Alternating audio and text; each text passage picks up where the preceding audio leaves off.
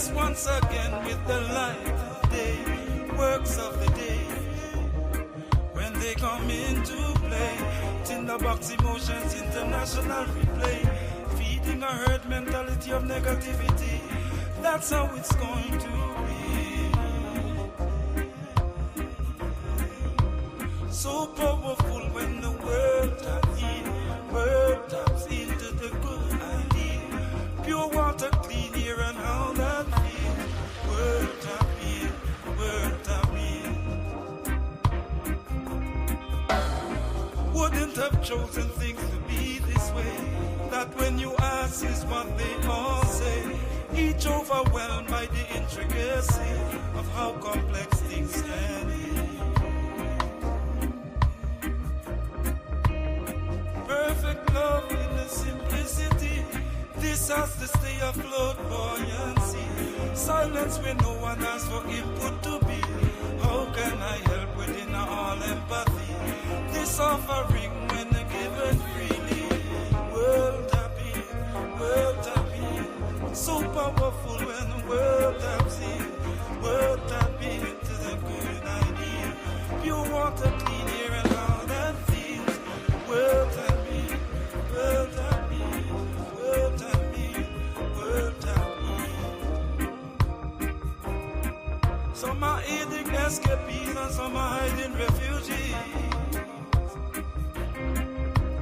Healing some of the greatest success stories. Einstein in brilliance still had to flee to fulfill his destiny. Fulfill his destiny. And it's so powerful when the world tap into the good ideas. Pure water, clean air, and all that feels. World tap in, world tap in. Oh, world tap in. Every ear listening, you see it as advantages, amenities, incentives for the liberty. Not so much a tragedy, love and solidarity. Yo, help and the clarity in a love principality. Make it actuality. Break trust and go down in the deepest of valley. Hard to regain and difficult to rally. It's so powerful when the world taps in. World taps into the good idea. Pure water, clean air, and how that feels. World tap in, world tap in, world tap in, world tap in. World tap in, world tap in, world tap in. Oh, world tap in.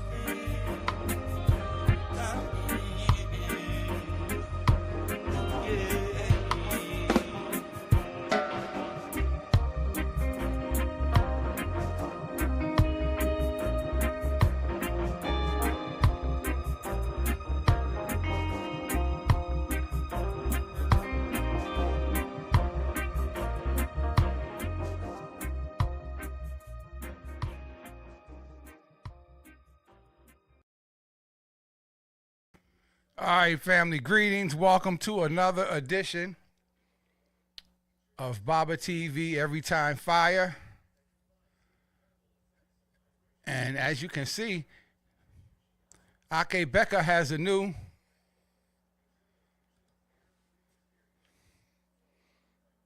album out, CD out, streaming on all platforms. Please go support that. Shout out to Higher Bounds Productions. And we back. The first installment was 7 hours long, but yet incomplete. And so I don't like to see anything incomplete. The Bambu King definitely doesn't want any of his work incomplete. And so we are back. It's my absolute pleasure to have back on Baba TV, his house always, my brother, the Bambu King family. Yeah, Baba. Enough respect. And what we're going to talk about today, what he's going to talk about is the discography chronology. He's going to put everything in order, in divine order. And Baba got some yogurt that he about to go eat, because I'm not getting in none of this time for real. I'm chilling. I'm going to sit back and listen like you on what the Bambu King has to say to us today. So with that being said, I would like to introduce to some and present to others the mighty Bambu King. Big up, massive, enough love and respect. Yo, big up Baba TV universe. Give thanks, Baba TV, every time fire, for allowing me to come on here and complete the case, complete the presentation. I know the 7.5 hour presentation we did that I thought for sure would have been far more than enough to cover the basics of what we were trying to cover when it came to the legacy of Vaughn Benjamin, Midnite, Akae, BEKA, and the long trod, not long enough, certainly, but full of works and artistic achievement and contribution to the word, sound, and power of roots and culture reggae music and the principles of Rastafari. We just give thanks that there's so much to say about the works of Vaughn Benjamin and Akae, BEKA. And we could talk another 7 hours and another 7 hours on that, 7 times 7, and it still is not enough time to cover the amount of work in the 77 albums we're about to present here. But it ain't going to take 7 hours. I'm promising Baba, I'm promising myself, I'm promising each and every one of you listening, it's not going to be no 7 hours. We did all that. We're not going to retread a lot of the history. We're not going to go over the specifics and minutia and, circumstantial stories that we all have about this. No, we did all that before. That's all going to be that. The one thing I really planned on covering at that time that we just couldn't get to because the spirit just filled up that presentation with so much is the chronology and discography from the beginning of Midnite all the way through to the most recent release by Higher Bound Productions. Big up iShance. Enough respect to iShance, enough respect to the Higher Bound crew, and we're going to talk all about that album here in just a little bit. But from the beginning to without ending, because it's just going to keep on continuing, but where we're at now, 77 releases, we're going to cover that. We're going to breeze through it, and we're just going to remind people to remember all of these works, who was involved in them, who helped produce them, who helped, fashion out and hewn out the musical contributions to them so that everyone gets their flowers, so that nobody feels left out, so that it's not left to the annals of time and the ambiguity of diminished memory and AI confabulations, AI fantasy, and AI, what is it called? AI illusions, hallucinations, they call it. AI hallucinations, when so much misinformation gets condensed into the internet that when you start asking AI for the answer, it starts amalgamating falsehood, truth and falsehood to make it fair seeming, right? Isn't that the definition of technology according to the Honorable Elijah Muhammad? Well, that's what we're dealing with in 2026 going forward when we rely on the computer to do all our thinking and memorizing and remembering and reciting for us. So as a pursuit of exercise of will and spirit and memory, we're going to try to reevaluate some of those things in this time and add it to the historical record and add it to the record of data that hopefully the AI is going to mine in the future to recite something a little more accurate. And we'll see. And plus, if anything that's presented in this presentation, once again, is wrong, please leave it in the comments. Please leave your information, your contribution, your memory of it in the comments. And so it can be in there. Nothing's getting deleted. We're just trying to hold it true. So, all right, Baba. So I think we're just going to get right into it, and we're going to do it before any albums were made. And once again, if you want any of the specifics, go back to the previous presentation. It's all in there and a whole lot more. I don't know how it went so long, but it did. So now we're going to start at the very beginning when Vaughn Benjamin and Ronnie Benjamin, even before this one, real quickly, before Unpolished, the demo that was recorded for them by Jim Fox at Lion and Fox Records, the recording that was recorded by Jim Fox, along with live cuts from live recordings at the Roxy at Lion and Fox Studios, was the demo that was produced for them to solicit their music to get gigs around. No one has it. I don't have it. Baba doesn't have it. None of us have it, but it did exist. It did exist at one point.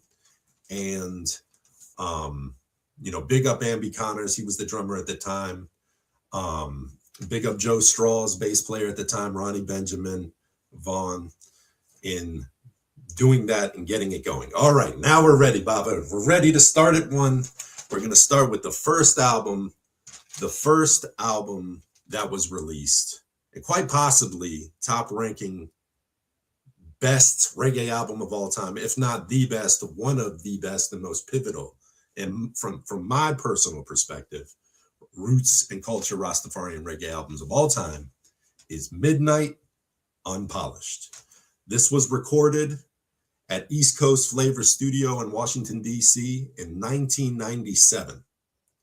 It was recorded in East Coast Flavor Studio, and it was actually not released officially until a number of years later, but it was released in Africa, Namibia, to be precise. Was the original copies that they manufactured were released on a tour they did to celebrate the completion of the album in Namibia.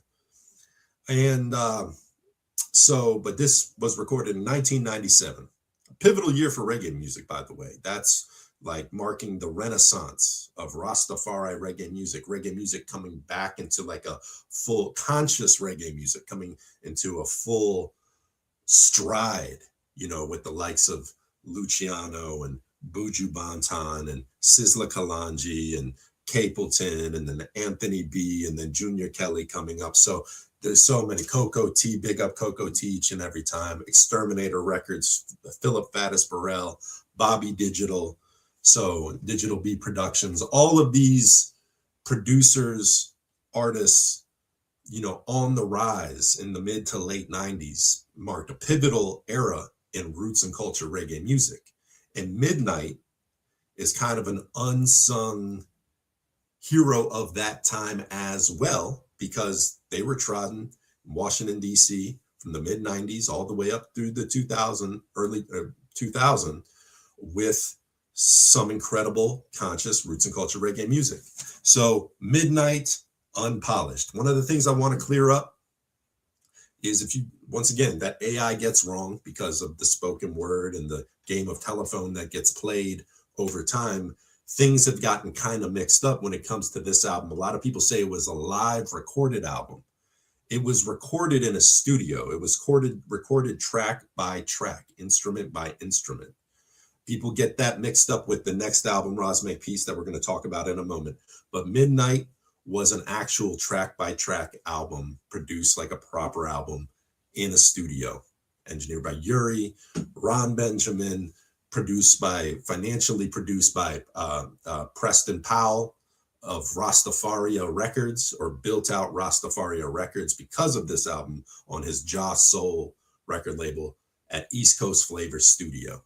And you had Ron Benjamin, you had Joe Strauss on bass, you had Dion Bozy Hopkins on drums, you had Vaughn Benjamin singing and percussion, and that's Midnite Unpolished. An incredible album. Bushman, Propaganda, Don't Move, Africa I Belong, I mean, just every song is a winner. There's no filler. It's all killer. It's a song I can listen to over and over and over and over again and love it more and more and more each time. And I'm willing to go on record saying it's my favorite Ron Benjamin album of all time. There's other Midnite albums that I think are top ranking, but I have to say that this album right here, it special place in my heart, special place in the world of reggae music. So 1997, Rastafaria Records, East Coast Flavor Studio, Midnite Unpolished. Okay, so we're going to step forward to the next album that was released in 1999, which is the second album. Now, this is the album, Raz Make Peace, that was recorded in Maple Shade Studio in Upper Marlboro, Maryland, by Pierre Spray, producer who had a studio that was built on an old plantation property that he had taken some of the homes and converted them into live recording space to record bands live.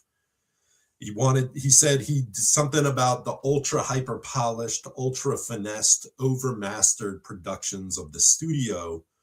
Although he was an audiophile and a music lover, there's something that it misses in capturing sort of the occult energy, the mystical, unseen energy of when a band is playing live, playing the same notes in the same time, but there's an energy, a symbiotic relationship between the players of the instruments and the singer and the crowd and everything involved that locks in such a unique sound to the delivery of the song.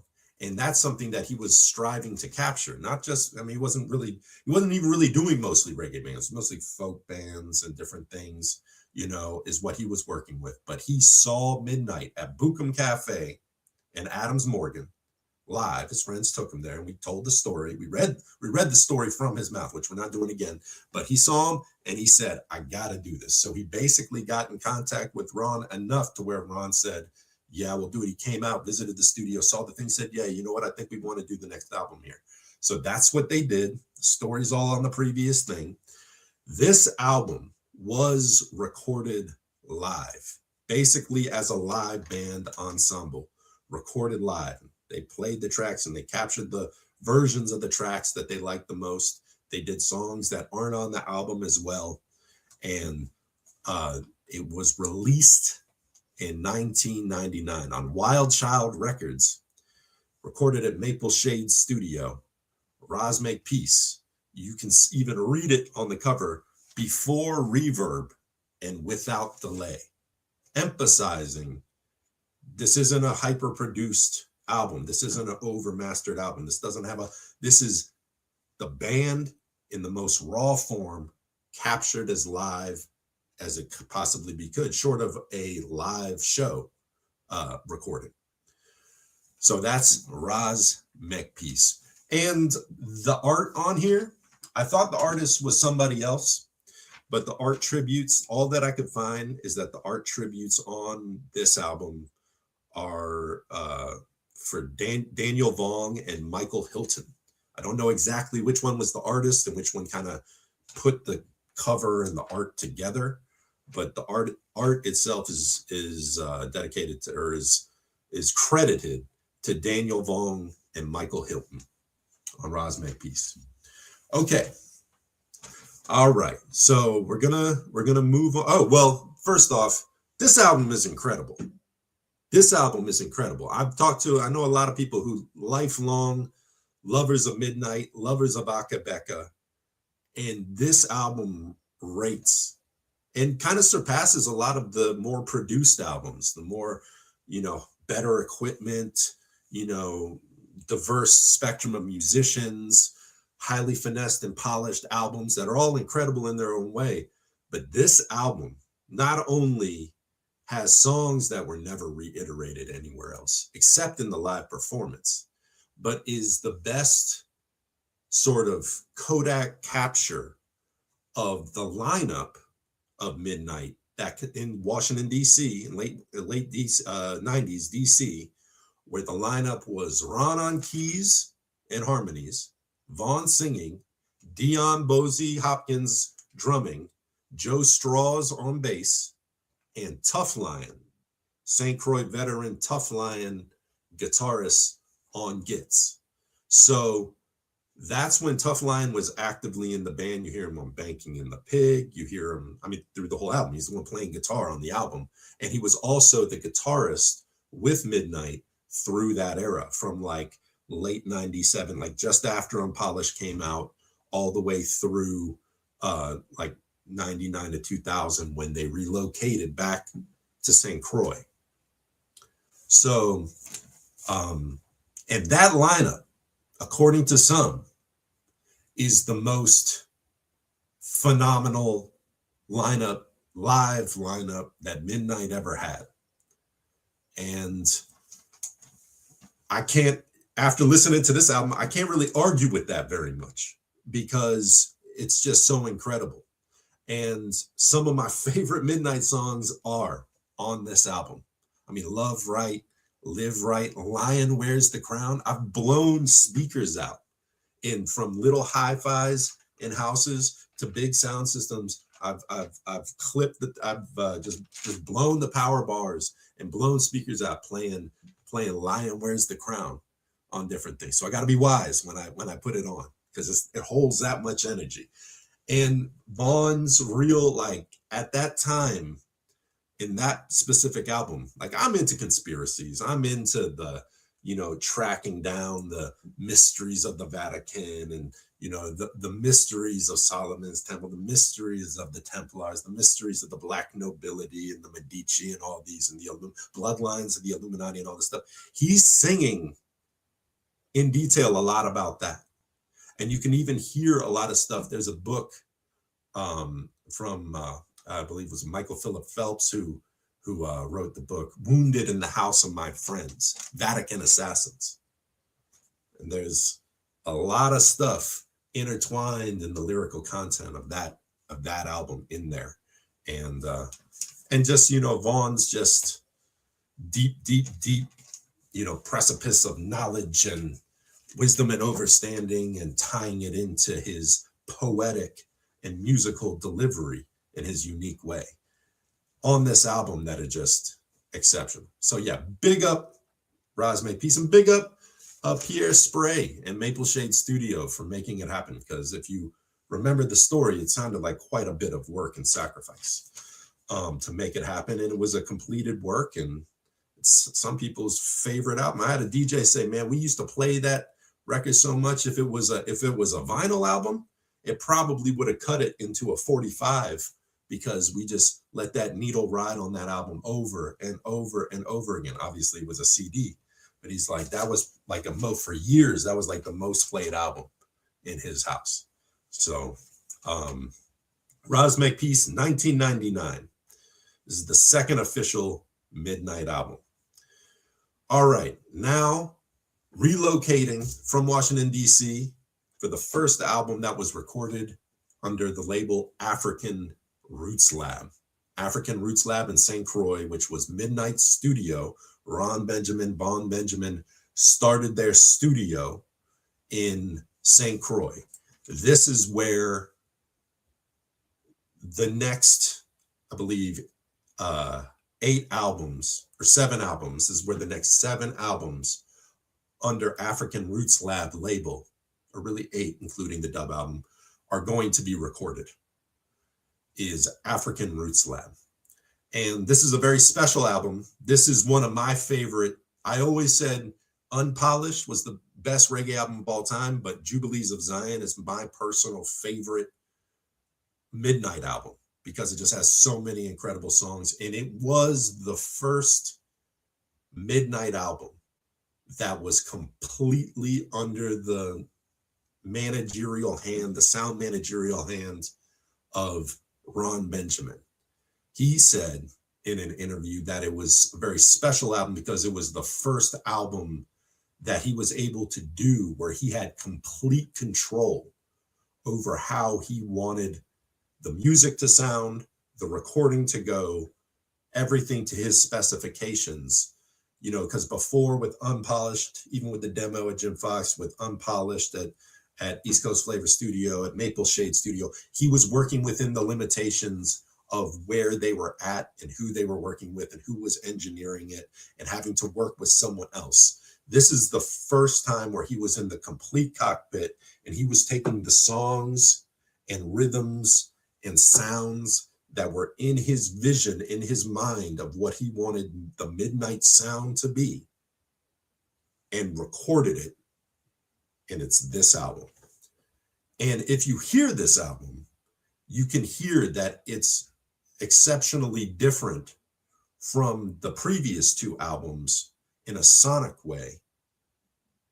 And it really sets in what you would call like the signature Midnite sound, like the signature sound of Midnite with his keys and his like haunting little organs, like little X-Files type of keys and stuff, like that real mystic type of way that this album sounds. It really sets the mold for how the following albums to come would reminisce on and be recognized in line with.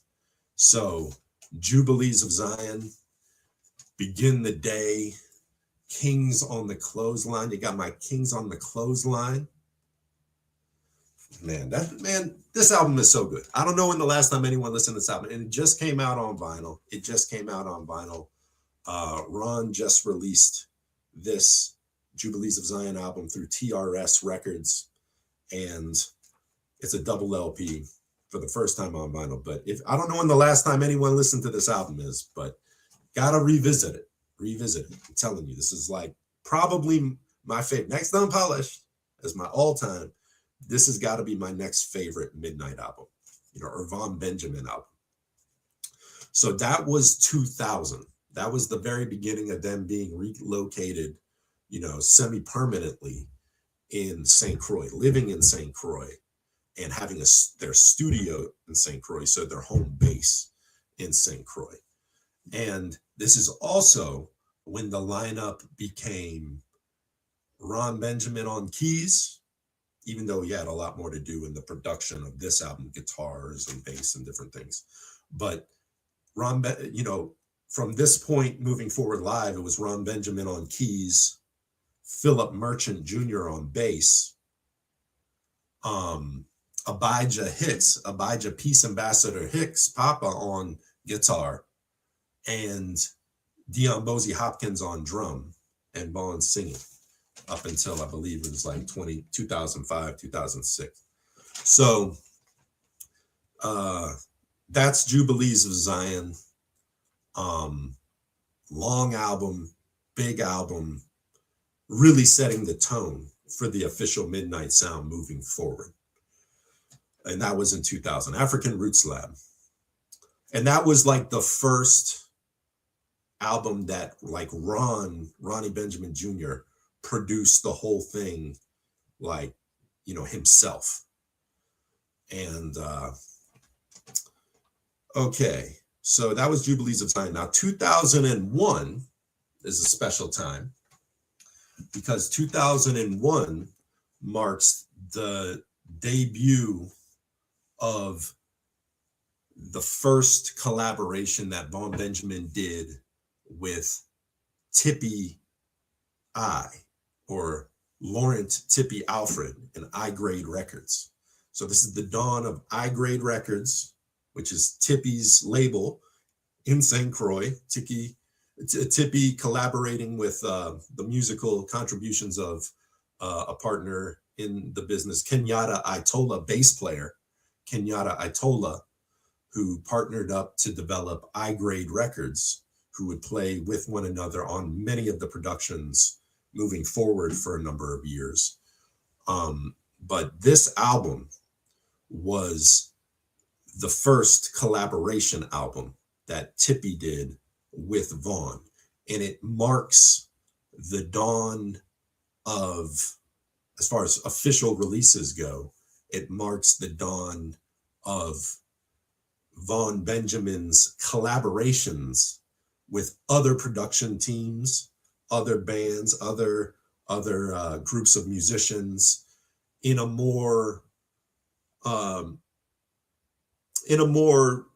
controlling way, having his own control over more of the production, as well as collaborative control with the producers and everything. This is not a Ron Benjamin Midnite album as such, even though for a long time, up until about 2015, the moniker was Midnite. The moniker was Midnite, and everyone associated Midnite with Vaughn Benjamin specifically.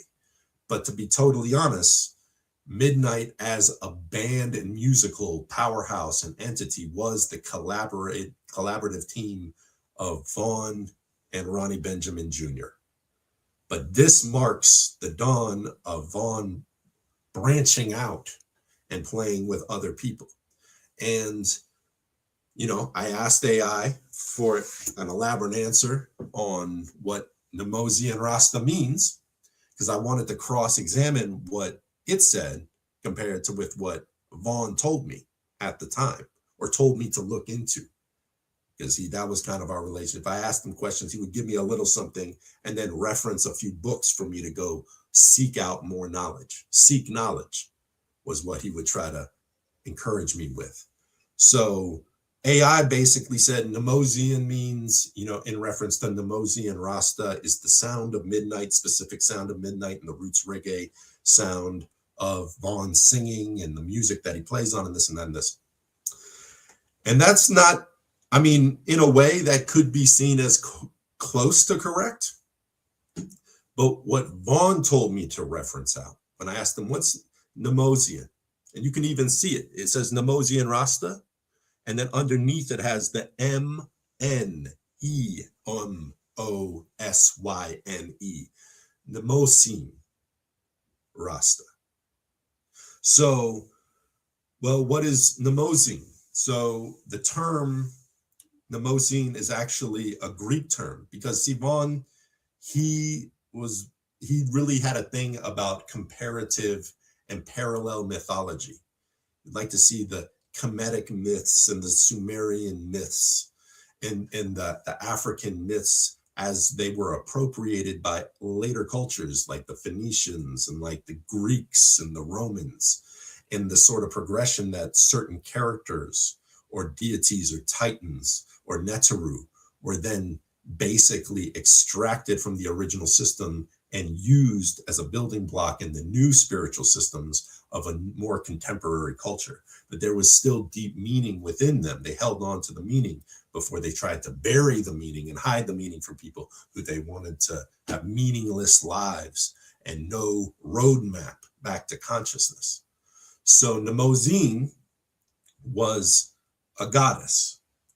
Mnemosyne is the Greek goddess of memory and remembrance. Now, this is really important because this, I think, is a watermark in Vaughn Benjamin's musical legacy, where he began taking more of a controlling form of expression through his music. Because remember, first he was a poet.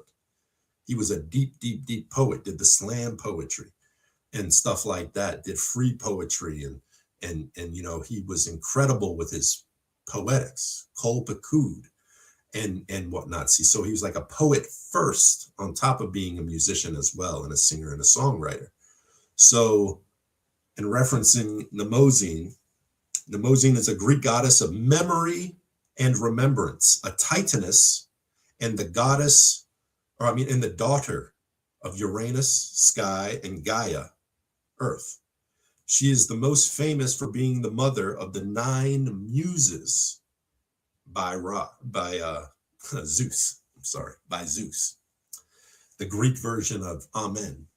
And then Jupiter is the Roman version of Zeus. But so Zeus and Mnemosyne gave birth, slept with one another for 9 consecutive nights. Let me bring you up to speed with it. Mnemosyne is the goddess of memory, name derived from the Greek word mneme, meaning remembrance or memory. She is the mother of the muses. She and Zeus spent 9 consecutive nights together, resulting in the birth of the 9 muses. The significance is because early Greek culture was largely oral, and memory was considered a fundamental building block of civilization.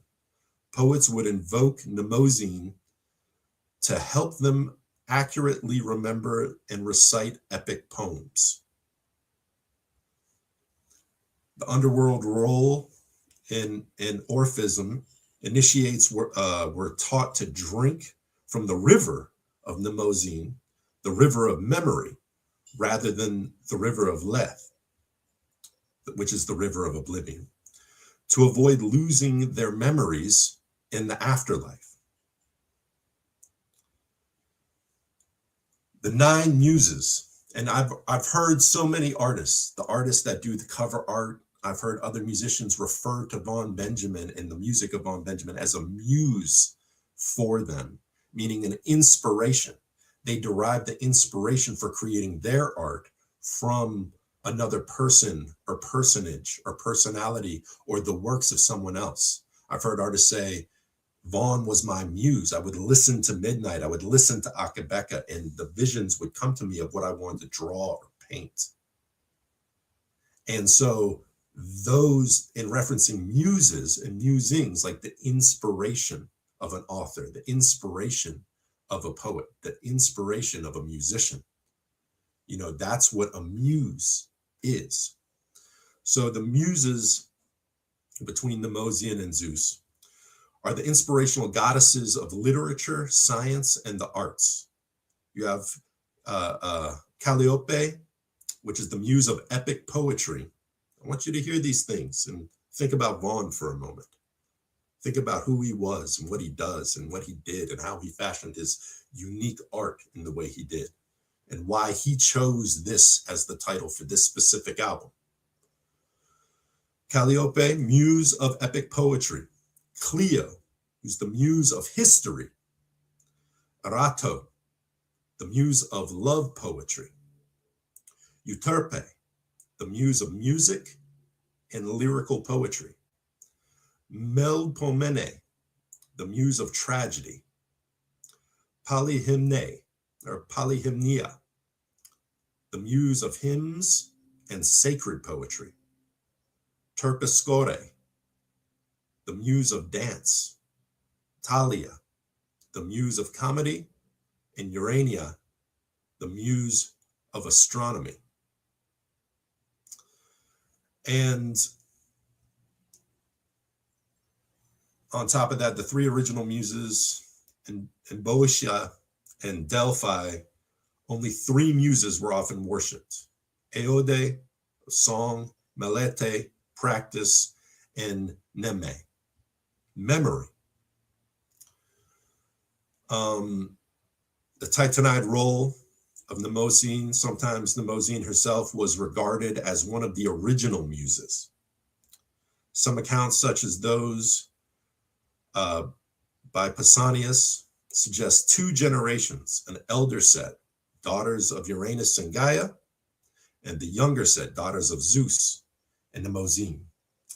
Okay, and that's all we're going to go into with the muses, but that is a breakdown of the Greek goddess of memory who gave birth to the 9 muses, Mnemosyne. So that, and I'm not going to cover all the albums in that depth, but the reason I thought that particular album stood out is because of the title reference to Mnemosyne and what Mnemosyne means when it comes to memory and poetry and art and lyrical musings and everything. And I always thought it was interesting how so many people have drawn so much inspiration out of the works of Vaughan Benjamin, out of the spoken word, out of the poetry, out of the song, out of the word, sound, and power of Vaughan's music. I thought it'd be very befitting had I given you a breakdown like that, as opposed to the AI breakdown that I received when I just typed it in the Google bar. So, all right. So that is the 4th album, Mnemosyne Rasta, in 2001, I-Grade Records. Big up Tippy and I-Grade Records for putting that out. That's also Desiree was on that album. I don't remember if that track with her on the Mosey and Rasta was the very first Desiree track. I know that she had a track featured on the first Talking Roots album by Bambu Station as well. But I believe it was either Mosey and Rasta, because following the Mosey and Rasta was Faya by Desiree, her first debut album on I-Grade Records, but that followed the Mosey and Rasta. Okay, and Ron did play keys on a couple songs on that specific album, and I believe a song on Asini, but he wasn't really involved at that level of the production of that album. It wasn't an actual Midnite African Roots Lab album. It was a Midnite I-Grade collaboration done by I-Grade Records. And in retrospect, and this isn't just my opinion, in retrospect, I put this album as the first album released that I would call an Akae BEKA album. And as the albums are being released on vinyl, being reissued on vinyl, they're being released, even the ones that were under the Midnite moniker are being released under the name Akae BEKA, because that's a more apt term to define and describe Vaughn Benjamin's body of work, apart from the 9 Midnite albums, full-length Midnite albums that were collaborations musically and lyrically of Vaughn Benjamin and Ronnie Benjamin as the Midnite Band. So in my opinion, the Mosey and Rasta is the first Akae BEKA album, and will be released as such when I-Grade releases it. Okay, now we're moving to the fifth album, which is Seek Knowledge Before Vengeance. Released in 2002, this is the second album produced at African Roots Lab by Ron Benjamin Jr. And Seek Knowledge Before Vengeance. Incredible album. I got some friends that say that this is their favorite Midnite album of all time. When I say Jubilees is mine, they say this Seek Knowledge Before Vengeance is just too strong, you know, with Art and Seek Knowledge Before Vengeance. And so many. Let me see. I got it right here. Let's see. Seek Knowledge, Rise for a Reason, You Don't Know Me. So many of these songs were songs that were played live, that I heard played live before the album was ever released. And I was so excited when it was finally released. You Don't Know Me, New Life, which is the first song that Ronnie Benjamin sang lead on. I believe the only under the name Midnite, and the albums released under the name Midnite, the only song that Ron Benjamin sang lead on was New Life. But songs like Late Night Ghetto, one of my favorite live songs, Dagger Man, Innate, Jehovah, that's probably my favorite track on the album.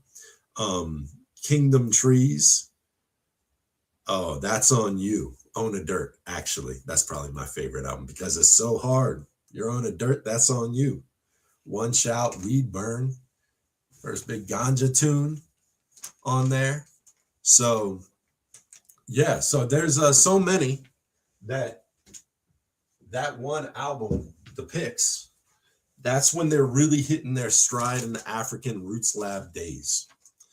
And so we're going to get the others ready. That was 2002 from African Roots Lab. And then the 6th album that was released, and Seek Knowledge Before Vengeance, before we go to the 6th album, Seek Knowledge Before Vengeance is a good mantra. It's a very good mantra. And I, wasn't so sure exactly what it meant when it first was released, but then I realized that, wise is the man that moves quick to anger. There's so much wrong done in the world, and as individuals, so much wrong done to us, that if we seek vengeance first without knowledge, we fail to gain the lesson of how those things came to be. What were the missteps that were in place before we were wronged, and then chose to react vengefully without knowledge in our heart? And then we could probably come up with a better strategy than eye for an eye, leaving the whole world blind. So seek knowledge before vengeance. Use your pain, use your trauma, use your suffering, use your anger and frustration to strengthen your spirit, to strengthen your constitution, to strengthen your body of knowledge, so that you can overcome the pitfalls that we fell a victim to.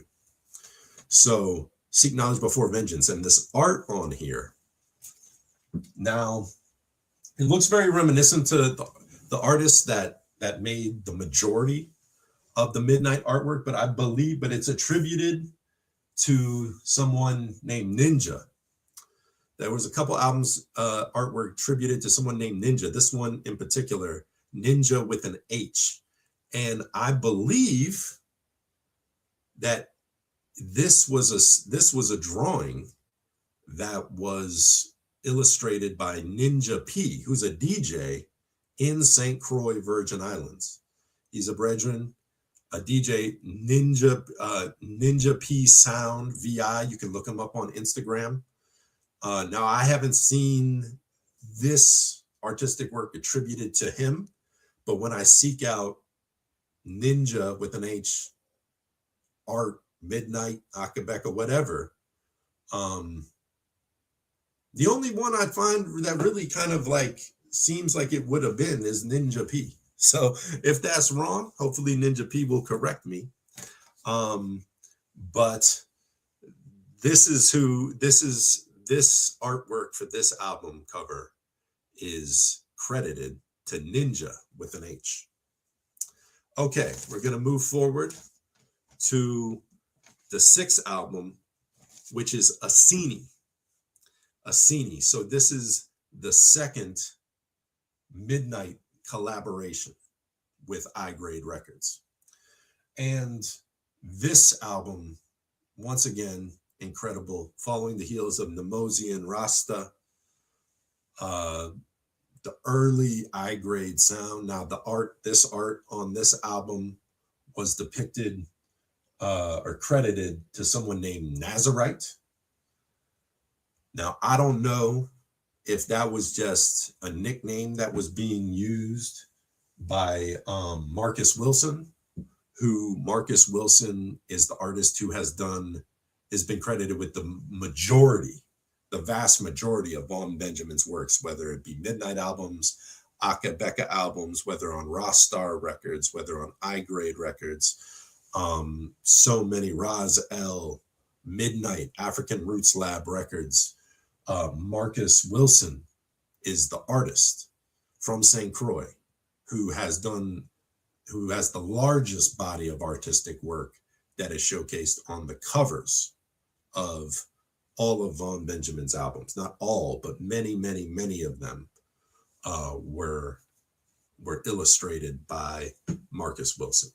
Now, I don't know if Nazarite was just a nickname that he used at the time, because it looks similar, but then it also looks similar to what Ninja did on Seek Knowledge Before Vengeance, and it was at the same time. So maybe it was another nickname. I don't know if Nazarite is Ninja. I don't know if Ninja is Ninja P. It might just remain a mystery, but maybe someone can put the information down in the comments and we can straighten out the mystery right away. But this album is incredible, following on the heels of Nemosian Rasta. This is at a stage in I-Grade Records production where, it's sort of a mix between live instrumentation, band productions, where there are, live drums and, guitar and proper bass and, percussion and things, as well as compositions that Tippy produced more on, like digital productions, like with the drum machine and keys, and more digital productions that have more of a hip hop flair to them. In fact, a lot of the collaborations that Vaughn did with a lot of different producers had inflections of sort of like a hip hop influence on the production side of things, or a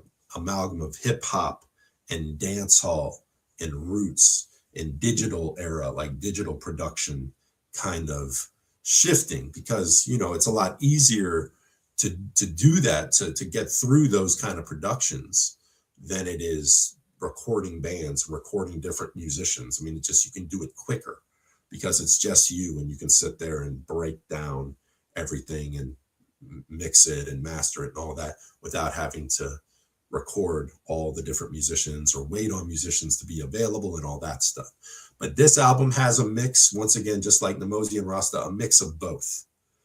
And Worker Bee, Old Robe. I mean, just incredible songs.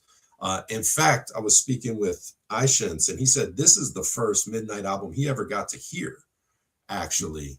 And I thought that was really interesting because it you know, that's really what kicked it off for him in getting, you know, engaged in Midnite and Vaughn Benjamin's artistry and everything. And I thought that was very interesting because that is an incredible album, and it's great. And Good Remnant, got the band track Good Remnant in the Ghetto Street. It's got so many good songs on it. Okay, getting through it. That was 2002, once again released on I-Grade Records, the second release for I-Grade Records, and more in Tippy Alfred. All right, and I believe that was the last album that Ron Benjamin might have played keys on. I thought he only did a couple of songs on Nemozi and Rasta, but I've seen places written that he was credited with a track on keys on Asini. So maybe there was more productions left over from that original project with Nemozi and Rasta that were then released on Asini. Okay, all right, now the seventh release is Sifara. This album right here is Sifara. And this is the first release on a Midnite Branch I collaboration. This is in 2003. This is a Branch I collaboration, the first Branch I collaboration. And Branch I was sort of a Midnite side project that Vaughn was doing on the production side with Philip Merchant Jr., the bass player of Midnite at the time, and Dion Bosie Hopkins, the drummer at the time.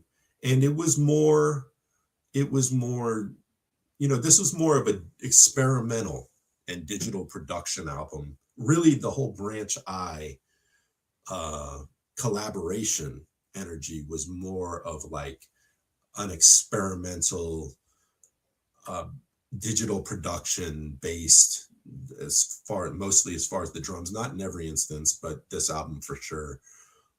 Experimental rhythms, once again, crossing the lines of roots reggae into dancehall, into hip hop production, paving the musical platform for Vaughn to showcase his more hip hop kind of stylings, which is what really generated the root essence of what would become termed as fire chant.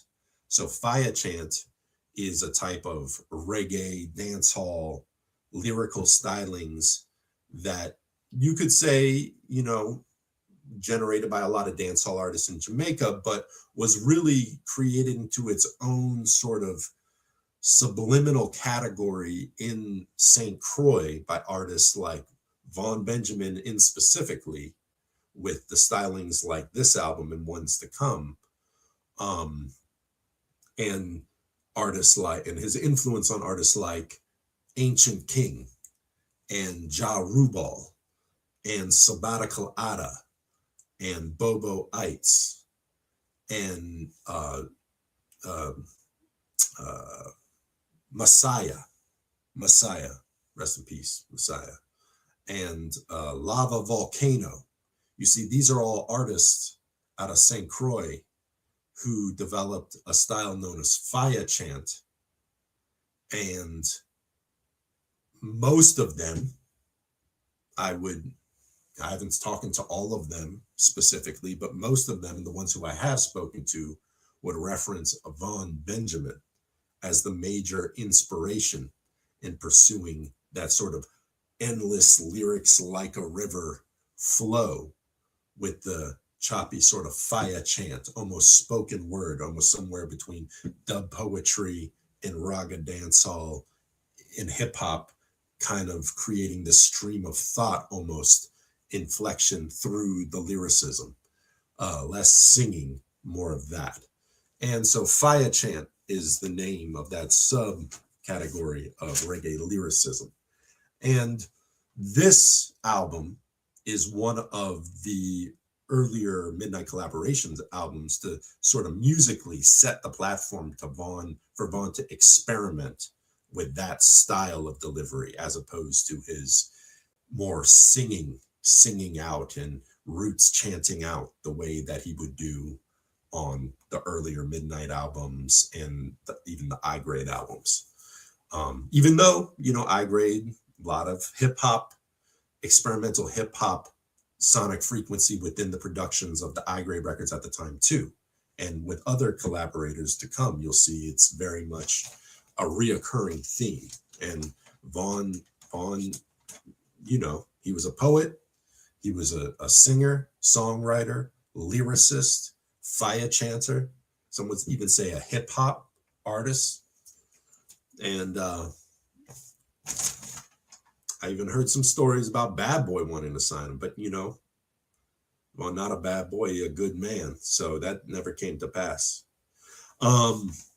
So anyway, we're going to move on from Sephiroth in 2003 as being the first Branch I production to the first dub album of Midnite. Now, this is an African Roots Lab album. This is an African Roots Lab recorded, engineered, put together, mastered, released by Ronnie Benjamin and Midnite. Now, this is called Intense Pressure Dub. And this was studio works from African Roots Lab. A couple that were released after vocal versions like Jubilees of Zion. And there's a couple that were released after the lyrical versions were released on Seek Knowledge Before Vengeance or Jubilees of Zion. But most of the tracks on here were only ever released as the dubs. And if Ronnie has them, has the lyrical versions of them, I hope the vocal versions of them, I hope they get released at some point, because they were such strong tunes. I mean, Baba, when we did the Message in the Music stuff, we did Message in the Music, and this album played a huge role in the backing that we had of a lot of putting the different lectures and different speakers in recorded in the lectures and recordings, and then with the dub playing underneath. I mean, this album was pivotal for those works. And it's an incredible album. It's an incredible dub album. If you're a fan of dub, if you're a fan of Midnite, I mean, it's as signature Midnite as you can get. And that's all I'm really going to say about that album. But that's the first dub album Midnite ever put out, and that's the only dub album that Ronnie Benjamin did for Vaughn. Okay. Intense Pressure. That was in 2003. Now we're going back to I Grade Records in 2003 as well. This is when the releases start being like 2-3 albums in a year, 4 albums in a year. This is when he really starts just churning away. I don't know if Vaughn, I would be foolish to say Vaughn wasn't rich with premonition, but I don't know if he had a premonition that maybe his life wasn't going to be, he wasn't going to be long for this world. So he just really intensified his output. He didn't waste time. He was, had the hardest work ethic. What I've heard from these producers is that he had the hardest work ethic and more determined work ethic than anyone that they knew.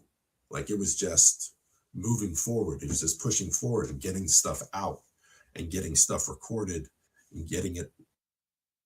So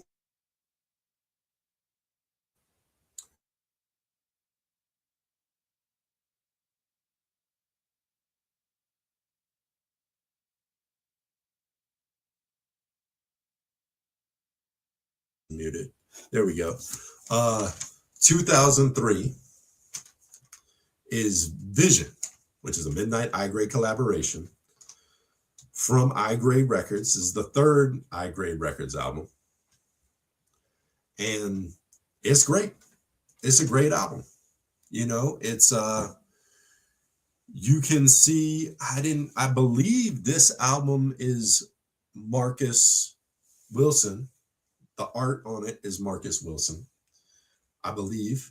And, you know, once again, stronger and stronger live instrumentation rhythms being put on the albums, more and more of the actual live band compositions being put on the albums, while also having plays for Tippy's, you know, digitally produced tracks and, you know, drum machine based tracks and hip hop influence sort of production as well. You know, there's a big hybrid sort of fusion going on between, like, you know, kind of like R&B, hip hop, dance hall roots amalgam, which ironically is what's going on in the music today. And people are calling it a new thing. People are saying, like, oh, they're calling it crossover reggae and new wave reggae production, where people aren't doing strictly like roots, like steppers and one drop and rockers anymore. It's sort of, you're looking at the renaissance of reggae artists right now, that are doing a mix between, you know, hip hop and dance hall and reggae and pop and R&B, sort of creating a whole different sound. Well, this isn't that new at all. Like, this has been going on, and it was going on before iGrade was doing it. You know, it was going on in New York. I mean, it was going on with you know, KRS-One and Jamal Ski, and you know, it was going on when, you know, Mad Cobra and Terra Fabulous and Shabba Ranks were all blowing up in the United States.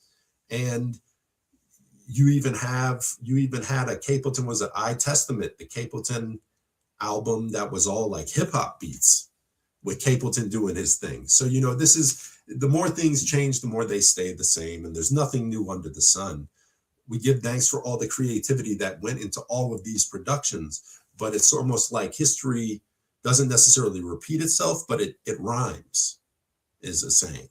So, but at this time, we're seeing iGrade Records building itself into a stronger sort of roots production powerhouse, refining its live recording potential for live instrumentation, as well as expanding on the experimentation of like hip hop and sort of crossover sounds, with Vaughn flexing all of his various creativity and lyrical muscles on all of these different sounds.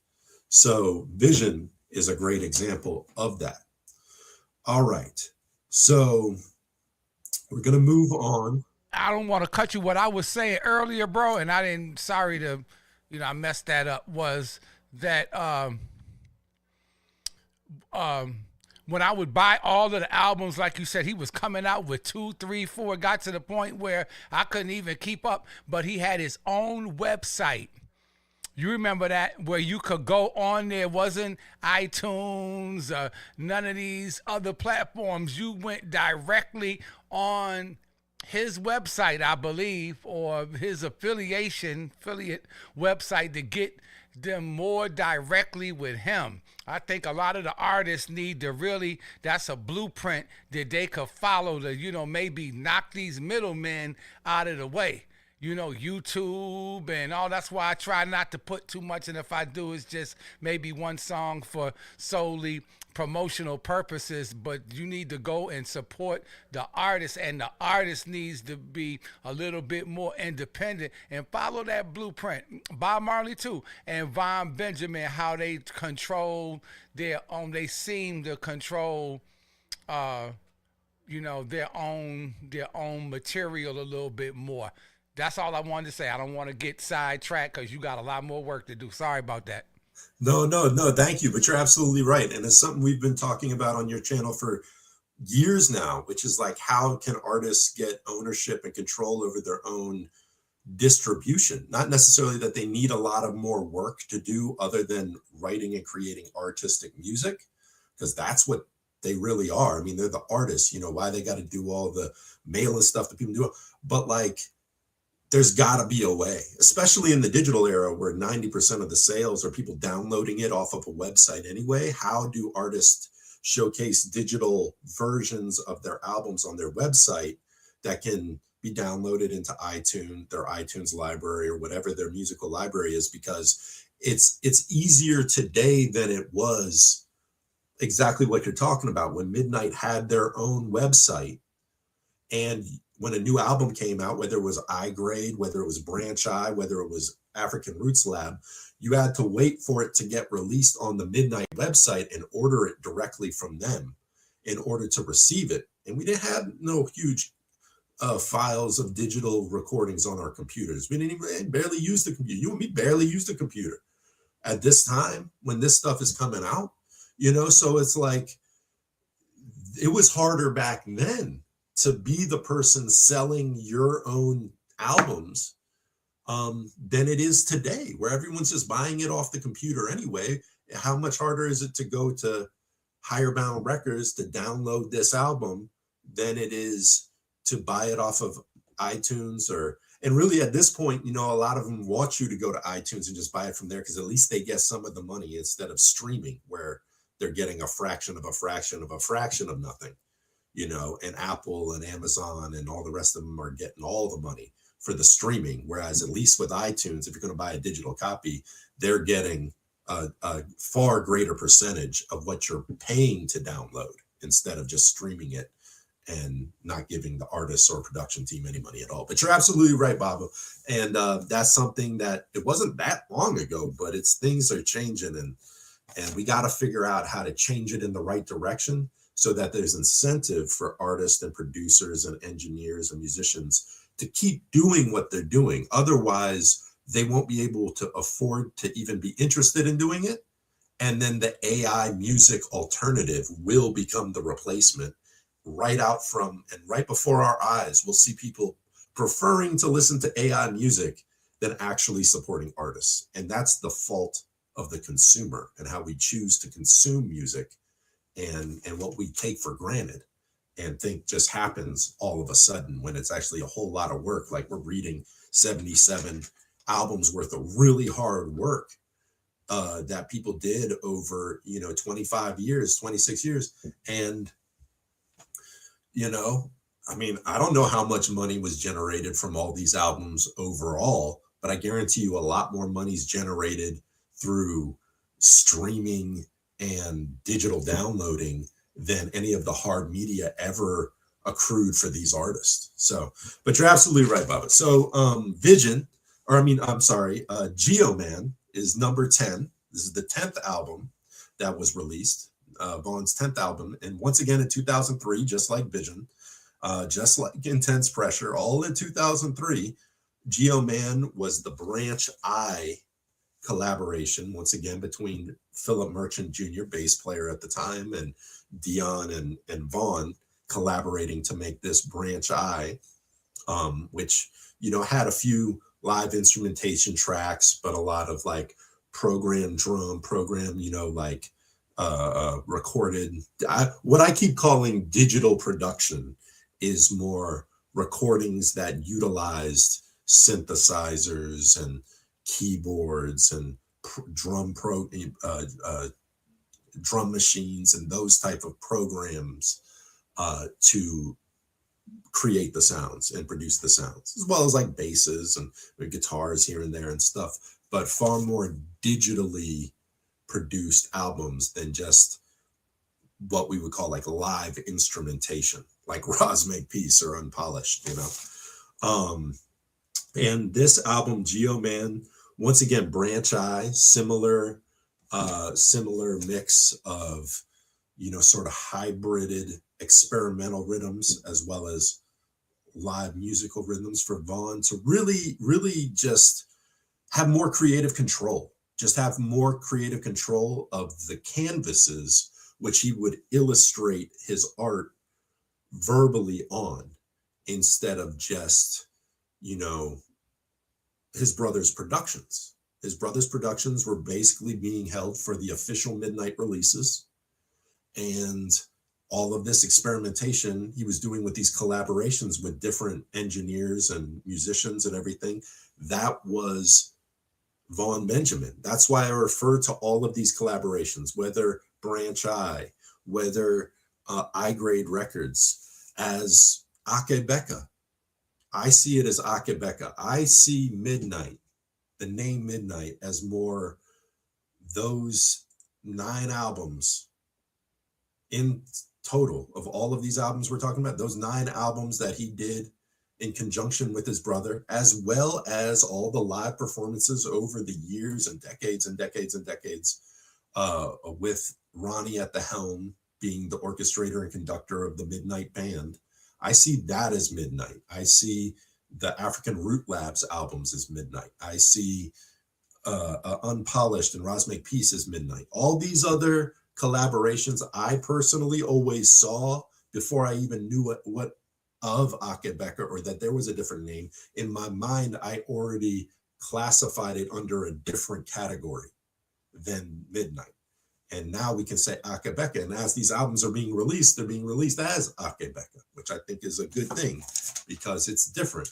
And once again, Nemosian Zion didn't break the mold. It fashioned a different form of delivery of Vaughn's music, to where he was literally experimenting with a more poetic delivery of his lyrics and literary substance, and, you know, his academia mixed with his perspective of science and biology and metaphysics and spirituality. And once again, beyond, as we should have started the whole thing, which I failed, my failure to do, was honoring the king. Never fail to make mention of the king. Like, his works are consistently in line with devotion to His Imperial Majesty Emperor Haile Selassie. His works are consistently rooted in a very unique and eclectic splendence of African spirituality, African psychology, African philosophy. You know, he didn't simp for slackness at all. He didn't try to make hits. He didn't do it for the clicks or the likes. He didn't do it to impress anybody else, his contemporaries, the people he admired in reggae music or Rastafari. He didn't do anything he did for anyone but the king, in a very unique and creative way. And continuously through his whole archive of music, you'll see first and foremost honor and reverence of His Imperial Majesty Haile Selassie, Rastafari Makona. So Rasta to the bone is right. Rasta to the bone, which is on Jubilees of Zion, by the way. Okay, so we're gonna bring it to, it was Geo-Man. Oh no, yeah. No, that's perfect. He is Ja. This is the 11th release. That he did. And once again, it's a Branch Eye collaboration. But what I've heard, this album specifically, this is another one in 2003. This is how many albums in 2003? 1, 2, 3, 4. This is the 4th album he released in the year 2003. And this is a Branch Eye collaboration, which is him and Philip Merchant and Dion Hopkins. But I heard that Roz Batch, another Rastafari reggae musician from St. Croix, as well as, producer and drummer, and, made his own albums and worked with a lot of other artists, Ra's Attitude in particular, helping bring more recognition and prominence to Ra's Attitude in St. Croix. Incredible artist. He was involved, from what I've heard, he was involved in the collaborative energies of this Branch I album, He Is Jah, and actually aided in a lot of the productions, or assisted in some capacity in a number of the productions on this album, He Is Jah. So that's something that I don't know if he's credited on the album. I don't have a hard copy anymore. I mean, all my hard copies melted in a fire, but like, I don't have a hard copy anymore of it to reference that. And I haven't been able to really find that, but I did find some things alluding to that. And I've talked to a number of DJs who were friends with Vaughn, who said that's how the lore goes, is that this particular album, that Raz Batch was involved in production of this album, along with the Branch I team and Vaughn, of course. All right. So that was He Is Jah, and that one is Branch I collaboration, released and distributed under Rastafaria. Rastafaria, once again, is Preston Powell's production label. Not that Preston Powell is running a studio or producing the tracks or recording them. He's helping with the distribution.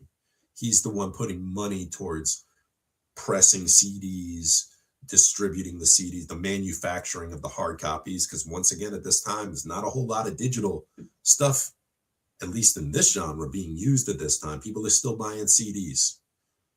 People are still buying CDs at this point. And in order to sell the CDs, you need to press the CDs. Press the CDs, you got to have money to do that. Preston Powell, God bless him, just like he did with Unpolished, just like he has done with a number of other albums, he put up money to press these albums and to release them. I believe Unpolished, by the way, to dovetail back just for a second, Unpolished was actually like reissued in a large capacity in 2001.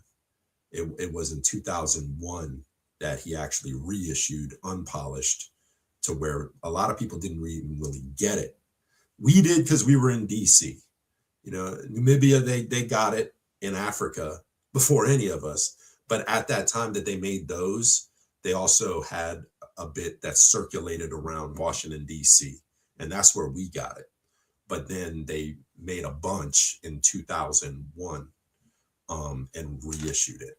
And Rastafaria was the one who pressed it, Preston Powell. So big up Preston on doing that. And Preston was involved on that capacity of the production side for He Is Jah in 2003. All right, now Branch I. All right, Project 3. Branch I, once again. So this is a Branch I collaboration. Philip Merchant, Dion Hopkins, Vaughn Benjamin. And this is Project 3. This is the first release of 2004. And this is a Branch I collaboration, Rastafaria, Preston Powell, putting up money to produce it, as well as, not Rastafaria, Natural Vibes. So Natural Vibes, big up Natural Vibes. Natural Vibes is Raz Jah Red out of St. Croix. And Raz Jah Red runs a culture shop called Natural Vibes in St. Croix, where he sells herbs and hygiene products and all the good things for the people, them health tonic, root tonic, and all them thing, and books. He sells like herbs and books for the mind, food for the body, food for the soul, food for the mind. And he also runs an organization, or is involved in running of an organization called House of Rastafari, which is a Rastafari organization, a cultural social group that organizes and puts on events and gets behind projects. As you'll hear, some of these later albums are a tribute to being produced by House of Rastafari, and that's Raz Jah Red, that's Raz Siku Tafari, and big up Raz Jah Red and Natural Vibes. He is listed as being one of the co-producers of this Branch I album, which probably means he paid to press up all the CDs and get them out to the people. Project 3 is good. Project 3 is really good. It's another Branch I. I feel like this is the Branch I project that has the most live instrumentation, like Permit Zion and live instrumentation, a couple songs that you would hear them play like live that weren't on Midnite albums, actual Midnite albums. So there was a bit more live instrumentation and production on this also, as well as like programmed production and stuff. But this is a Branch I production, and I believe this is the final Branch I collaboration release that they did together as Midnite Branch I. Yeah, it's a good album though. It's really good. So that was 2004, and then that was just before the release of the next African Roots Lab album, which is the 13th Vaughn Benjamin album to come out, which is Scheme of Things. Scheme of Things. Excuse me, just one moment. Beautiful artwork by Marcus Wilson. I believe that previous picture from Project 3 was Marcus Wilson as well. Marcus Wilson has done the vast majority, well over 50 albums for Vaughn Benjamin through all of the eras on all different labels and stuff. So, you know, I'm trying to hit some of the ones as we go of who that is and who that is and who that is, but many of them are Marcus Wilson, and this one is a Marcus Wilson album as well, as I believe Project 3 was. So Scheme of Things, this is the first of 2 African Roots Lab albums that will be released in this year. And they were released like either one right after the other. I kind of remember them being released at the same time. Like I think Scheme of Things and Ancient Maps came out like almost at the exact same time. But either way, they were both released in the same year, and they were both African Roots Lab productions. And this album was aided in distribution by Rastafaria, Preston Powell. And yeah, it's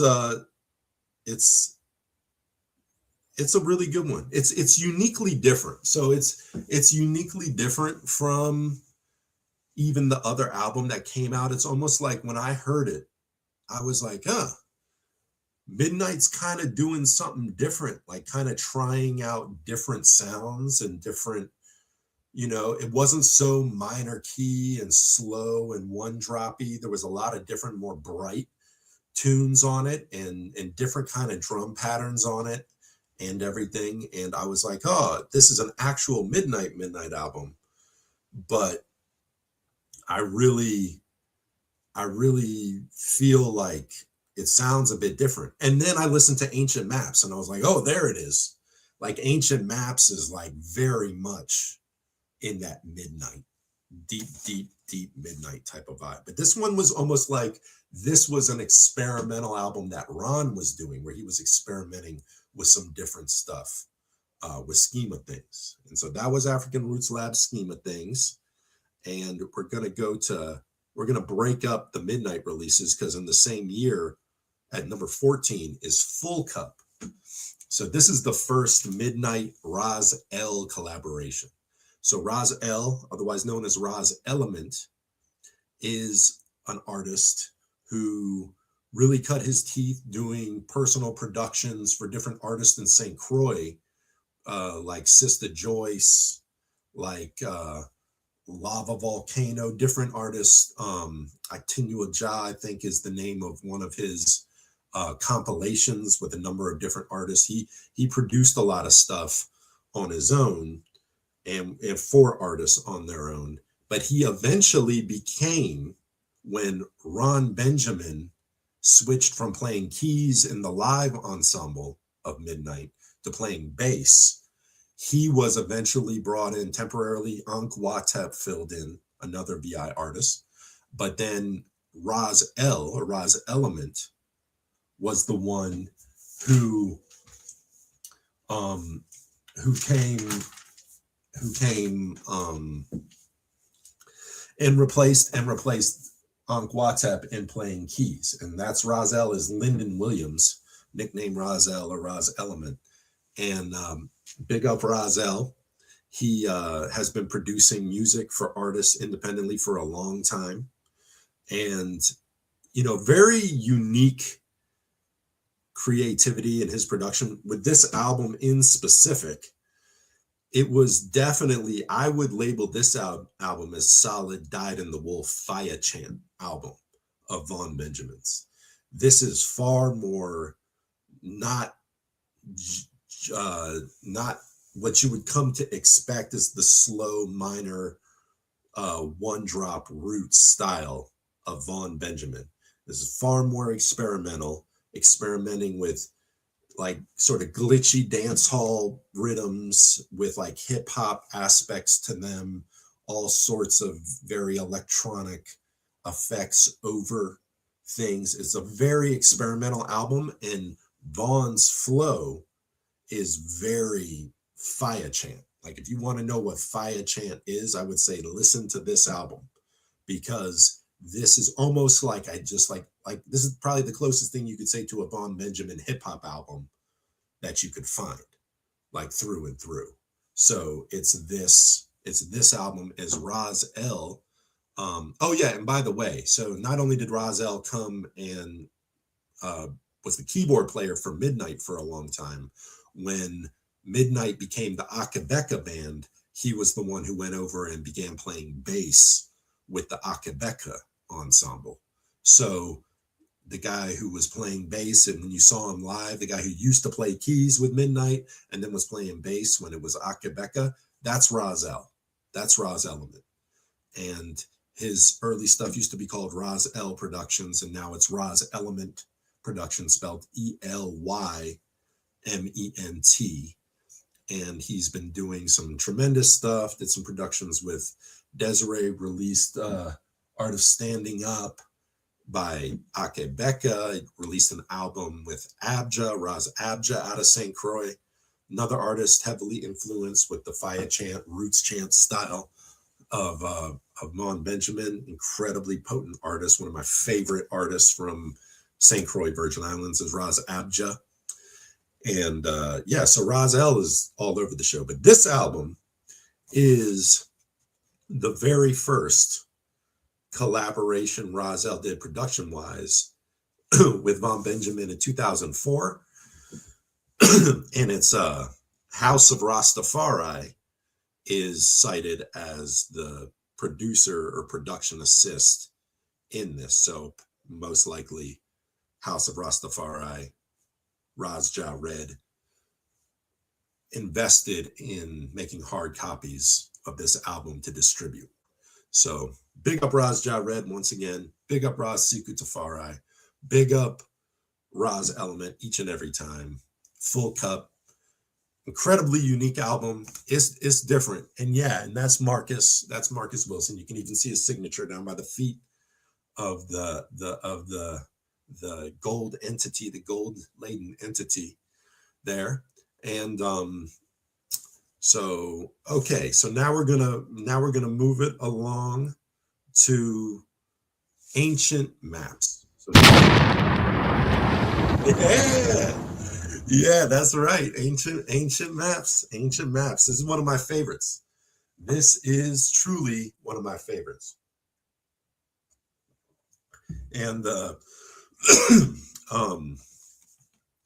this is 2000. Let me just make sure I got the 2004 African Roots Lab, came out right after Scheme of Things, and had the deep, Livity, Drought, True King, Breathing Scrolls. I mean, just so many good songs on this album. And it's just that very much Midnite, mystic, minor key, deep, one drop, signature Midnite sound that people fell in love with over the years, from Unpolished and Roz Make Peace through Jubilees of Zion and Seek Knowledge Before Vengeance. And this album was what they were waiting for, and what they got. It did not fail to impress at all. It certainly didn't fail to impress me. It was strong. It was strong. I like this one a lot. And I liked Scheme of Things too, but I was kind of surprised with Scheme of Things, because now that Vaughn had trodden on the path where he was doing collaborations with other producers, I was used to those other productions not sounding like I expected Midnite to sound.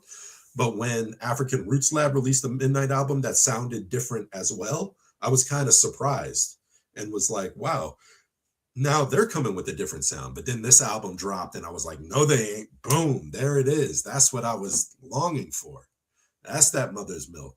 Here we go. And so incredible album. Now, this album marks a significant period in the Midnite Band legacy as well, because this album was the last album to include Philip Merchant playing bass, Abijah Hicks on guitar, and Dion Hopkins on drums. This is the last album, not only that they will be on the album, but it was also marked kind of the end of them being part of the Midnite Band in their live performances as well. Which, you know, it's tough, man. Like, I really like that lineup. Like, me and Baba, like, we saw them 100 times, it felt like. And they just kept getting better and better and better. And that was actually the lineup that saw Midnite's rise to national popularity, like international, like beyond just being and they were never just a local band anywhere they were, whether they were in St. Croix, whether they were in Washington, D.C., whether they did a show in Baltimore or New York or whatever. Anyone who was present for any of those shows from the late 90s on up knew that you weren't just watching a local band, that you were watching an exceptionally unique musical project that is something you've never heard before. But as far as national recognition and demand for touring and demand for travel in order to go do festivals and shows and, you know, go to Puerto Rico, go to here, go to there, and go to these festivals on the West Coast as well as everywhere. It was this lineup. It was this lineup that was together doing it at that time. And some of the most incredible shows that I can remember was that lineup personally for me. And I really missed that lineup when the lineup shifted, you know. And just something to throw in as an extra that can be found is there's a recording that's, you know, on YouTube. I don't think it was ever really officially released. I know a lot of people, Drake was talking about it as an inspirational album he used to listen to. It's the show they did when they first started going to the West Coast. I want to say it was in 2004. It was 2004 or 2005, but it was when they first started going to the West Coast, and they performed in Eugene, Oregon, and Midnite Live in Eugene. And I believe 2004, might be 2005, but it's Midnite Live in Eugene, and it's a live show, and it's recorded on the soundboard. It's recorded on the soundboard, and it's that lineup. And you can tell that Vaughn was intentionally singing the songs out slower and more thoroughly. And when he would do the Fire Burn the Merciless, and he'd do his big intro where he just run through all the stuff he was singing, he did it slow so that people could hear it. And it's a very clean recording. And if you really want to get what he was saying and hear some of the essence of what that lineup was bringing, it's a really good recording. Live in Eugene, Oregon, 2004, I believe. But this album was the last album with that lineup, and the last album that African Roots Lab would actually produce for Vaughn until 2010. So that's six years hiatus from Ronnie and Vaughn releasing a Midnite album. And, you know, they were focusing on live, they were touring hard. They got a different lineup together, and they were touring hard. And Vaughn was mainly doing productions with other studios and production teams. So, but Ancient Maps, man, huge one. Don't sleep on that. Really good. I got it right here. Go down. Praise Jah, Livity, Drought, Maintain, Abaddon Abyss, Judgment for Sentence, Ancient Maps, Nakafaya, True King, Breathing Scrolls, Dub Plate, and a Rose. All big dyed in the wool Midnite tunes. All right, and that's Marcus. That's Roz Marcus Wilson. You can see his signature right there. That's one of his works right there. Okay, now we're going to go through all these albums that came out in the 6 years. Live, that's another good one. So Let Live is 2006, I-Grade Records, big collaboration, you know, with Lauren Tippy Alfred and Vaughn Benjamin. And I believe Kenyatta was still involved at this time. And artists like Tough Lion and Tyrone Davis on drum, T-Rock on drums. And once again, a mix of live instrumentation production with like slow one-drop roots, Vaughn doing the slow one-drop I-Grade root style, as well as, you know, program productions with more hip-hop influence and a little dancehall influence and experimental influence in there to sort of cleanse the palette, as it were, and give Vaughn something different to ride on. But that album was good. That album was really good. I like that. And that's the beginning of 2006, you know, so there was a bit of a year off. Like, he took like 2005 was a year off. And but not at all, because they were working so hard live and getting a new band together and just charging hard on the live circuit. I mean, it probably wasn't a lot of time to spend time in a studio working on things, you know. So this is the beginning of 2006, I-Grade Records, Let Live. Once again, Marcus Wilson on the art, incredible art. And okay, now, and that is the 16th album. Now we're going to move to the 17th album, which is Jah Grid. Jah Grid. Once again, I-Grade Records. This came out in 2006 as well. So this is when Tippy and Vaughn really got churning on putting out this stuff. And this album, I'd say that this particular album, I love this album.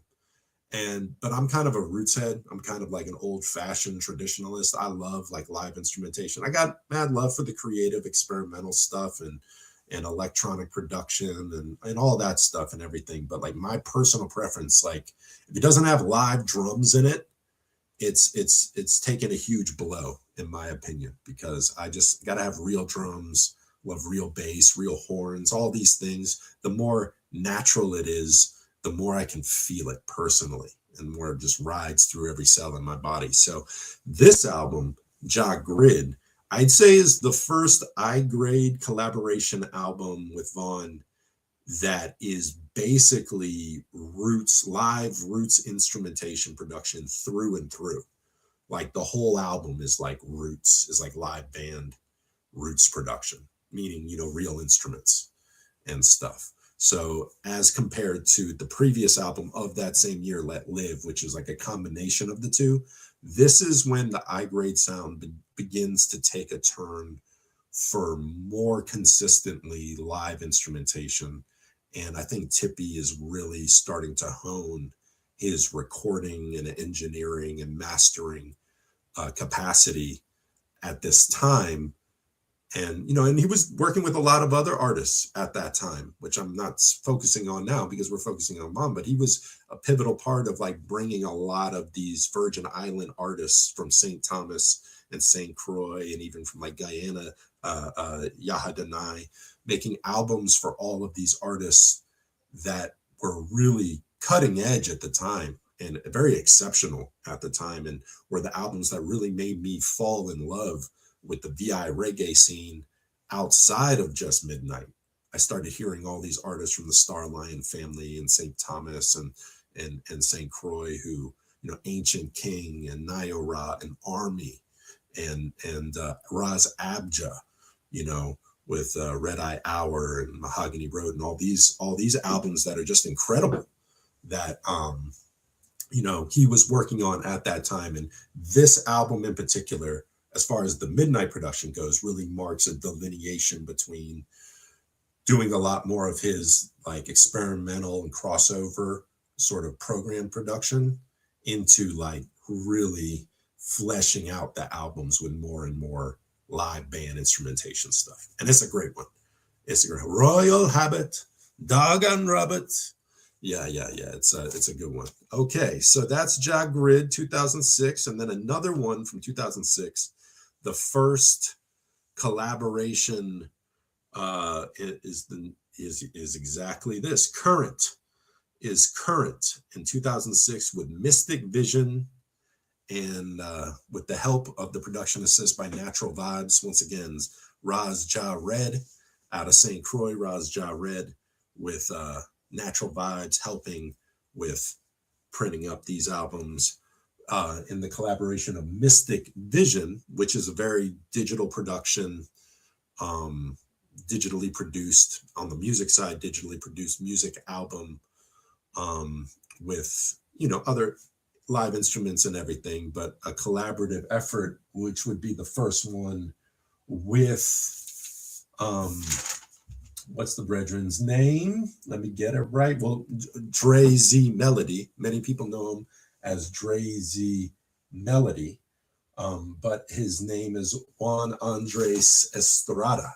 Juan Andres Estrada, who is Dre Z Melody, along with Joseph General, is the collaboration that makes up Mystic Vision. And big up Raz Elijah, because Raz Elijah Tafari is the one who painted this art right here and paints a number of other, is responsible for a lot of the other artwork.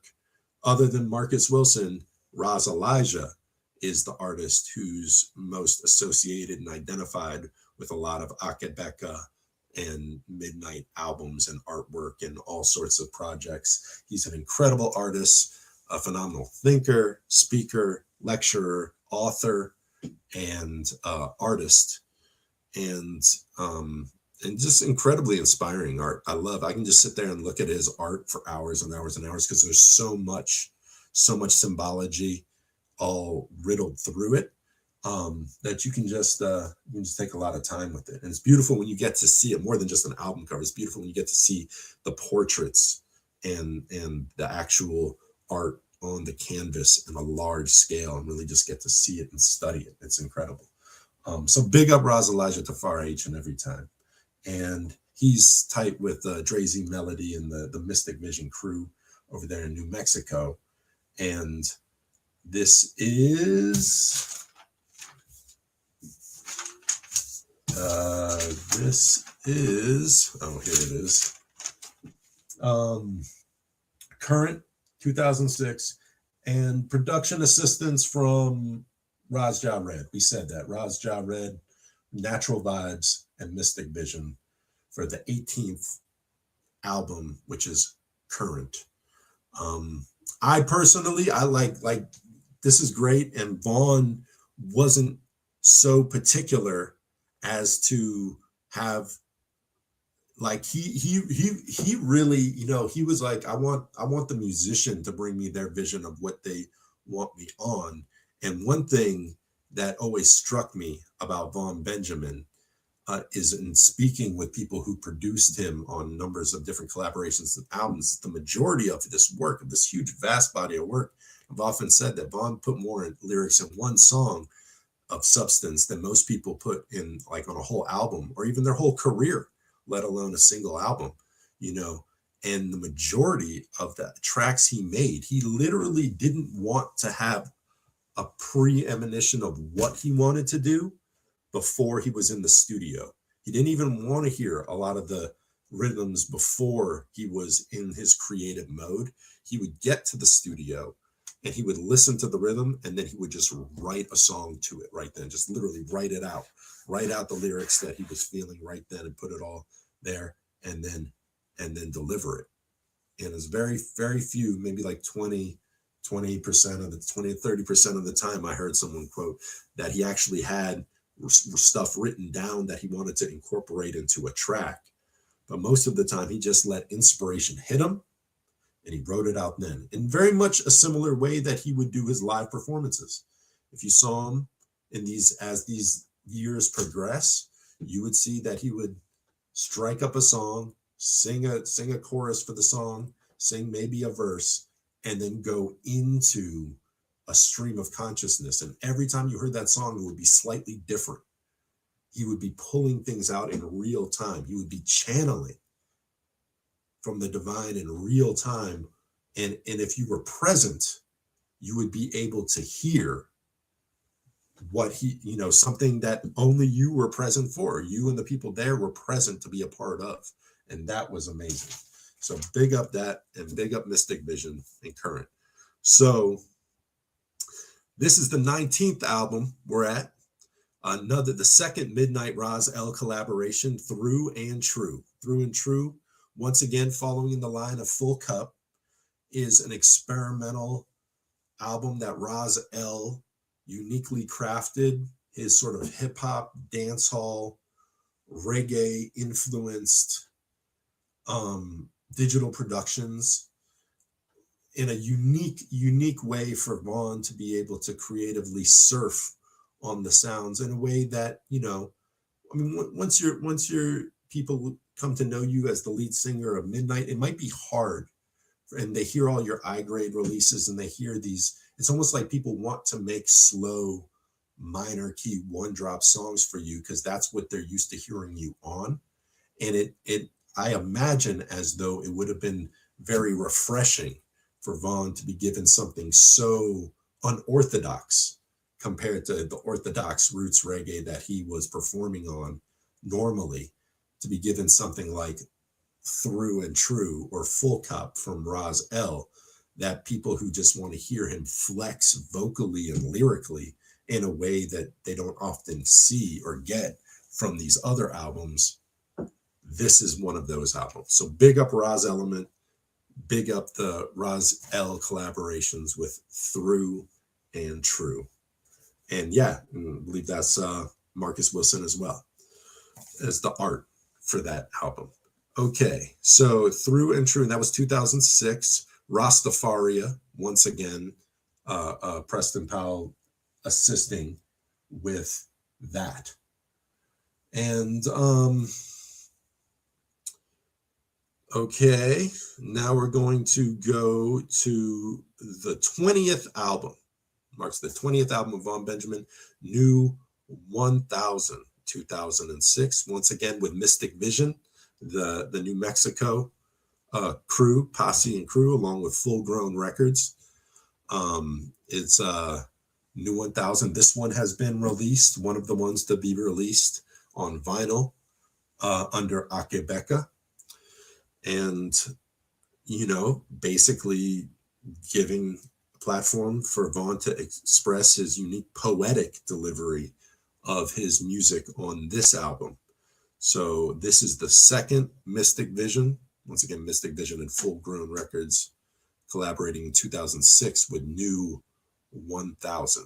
So that was the 20th album. We're going to go to the 21st album with Sons of Atom, SUNS of Atom, in 2006, which is the first album that that Vaughn did with Lion Tribe, i.e. Fifth Son Records.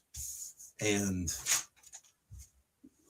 Fifth Son Records is Joaquin Wilson, who controls Fifth Son Records, along with Lion Tribe. I believe Lion Tribe was the band aspect, and Fifth Son was Joaquin Wilson's production label.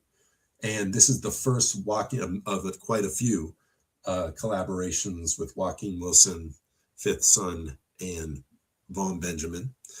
And Fifth Son albums are very rootsy, like very roots, you know, have all live instrumentation, very slow rhythms, usually live horns, you know, interesting to hear them with like actual like horn ensembles and different kind of instruments.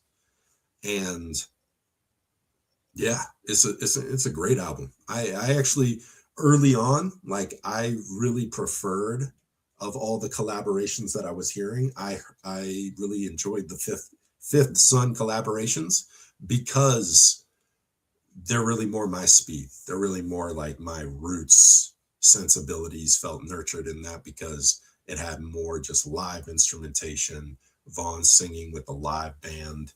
It just sounded roots, solid roots through and through. So big up, and that album in particular really caught me by surprise, and I really liked it. So Fifth Son, Vaughn Benjamin, Sons of Adam, 2006. All right, now we're going to 2007 with A Need, which is the 22nd album released by Vaughn Benjamin. And this is on Groundbreaking Records. Groundbreaking Records is run by Donnie Dread. Donnie Dread is a reggae artist and producer in St. Croix and was actually one of the pivotal collaborators with Tippy on his musical journey into production, and also making Nemozi and Rasta. But, you know, Tippy began making beats in New York, I believe, with Donnie Dread, also from St. Croix, and collaborating with him on hip hop and reggae beats, which is what was the dawning of I-Grade Records. So Donnie Dread is a big collaborator with Tippy at the time, and Groundbreaking Records is his personal label. And Set the Pace, I believe, Set I Pace, I believe is the name of Donnie Dread's album, his own album that he released himself on Groundbreaking Records. And yeah, so, and this is a good album. This is actually a really nice one. I really liked some of the songs on this album, and very unique, very unique. You know, I think Vaughn gave him something pretty special with this album, because it definitely took a different tone. It sounded a bit different than a lot of the other stuff he was working on at the time. So we're going to move on from the 22nd to the 23rd album, which is really huge. Yeah. Now, Rule the Time, huge album. I really like this album. And this, I think, is following in stride with Ja Grid, where it's substantially more live instrumentation with musicians and wicked songs, and it's you know, it's got a few of his other more experimental productions on it, but you can definitely tell he's starting to lean in a direction that he set with Ja Grid, where I-Grade is becoming more known and recognized for their sort of traditional roots production, and the production level is starting to level up.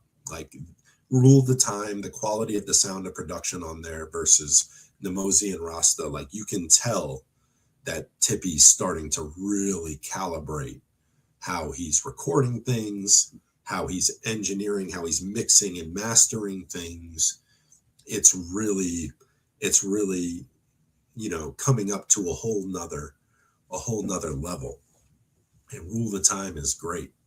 And look at that cover, man. Like, look at that cover. That's Marcus Wilson once again. Rule the Time. That's incredible. Yeah, I really like seeing the covers on this large screen. Yeah. So big up Marcus Wilson once again. Big up I-Grade Records. I don't know if Kenyatta Itola was still on bass at this time. I know that Kenyatta ended up moving and wasn't really with I-Grade as much. Eventually, I don't know if it was this time yet or not. I'd have to go look at the credits, but But I definitely know that like Tippy was kind of leveling up his production at this point, and this album is significantly like this is a great album. This is one of my favorite I-grade albums, actually, to be honest. Rule of the Time. That's 2007, and then we have the first the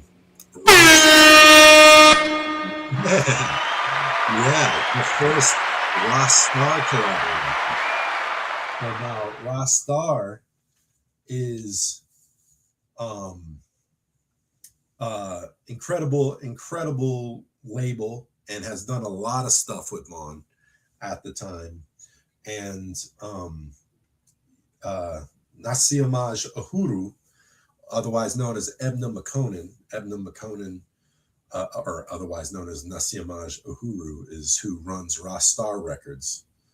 And this is the first of his Rastar collaborations with Vaughn Benjamin. And this is my personal favorite of the Rastar collaborations, because he does utilize in a similar way a lot of more programmed digital production, a lot of live instrumentation production, but Jamaican artists used to make this album, Rastar's Jamaican production. This is, and you could say this is the first time Vaughn Benjamin starts to work at a production and release level with a Jamaican production team or Jamaican producer. So big up Ebna McConan or Nasiamaj Uhuru. And I believe, I could be getting this wrong, maybe you can correct us. I believe Ebna is the nephew of Ducky Simpson of Black Uhuru, but I could have that wrong.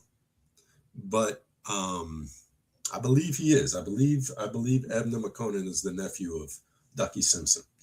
But Rastar Records is his label, and this is the first, and it's got a lot of great, like, his Train Filled the Temple, and also it's a really good rootsy. It was really nice hearing Vaughn singing tracks on like some really nice roots production from Jamaica. You know what I'm saying? Like roots artists, and not stuff that was used all over the place for a lot of artists, but like were used for this album, as well as mixed in with his more experimental programmed production as well. But usually in a roots fashion, roots style. So big up Better World Rasta, big up Ebna McConan, big up Rastar Records.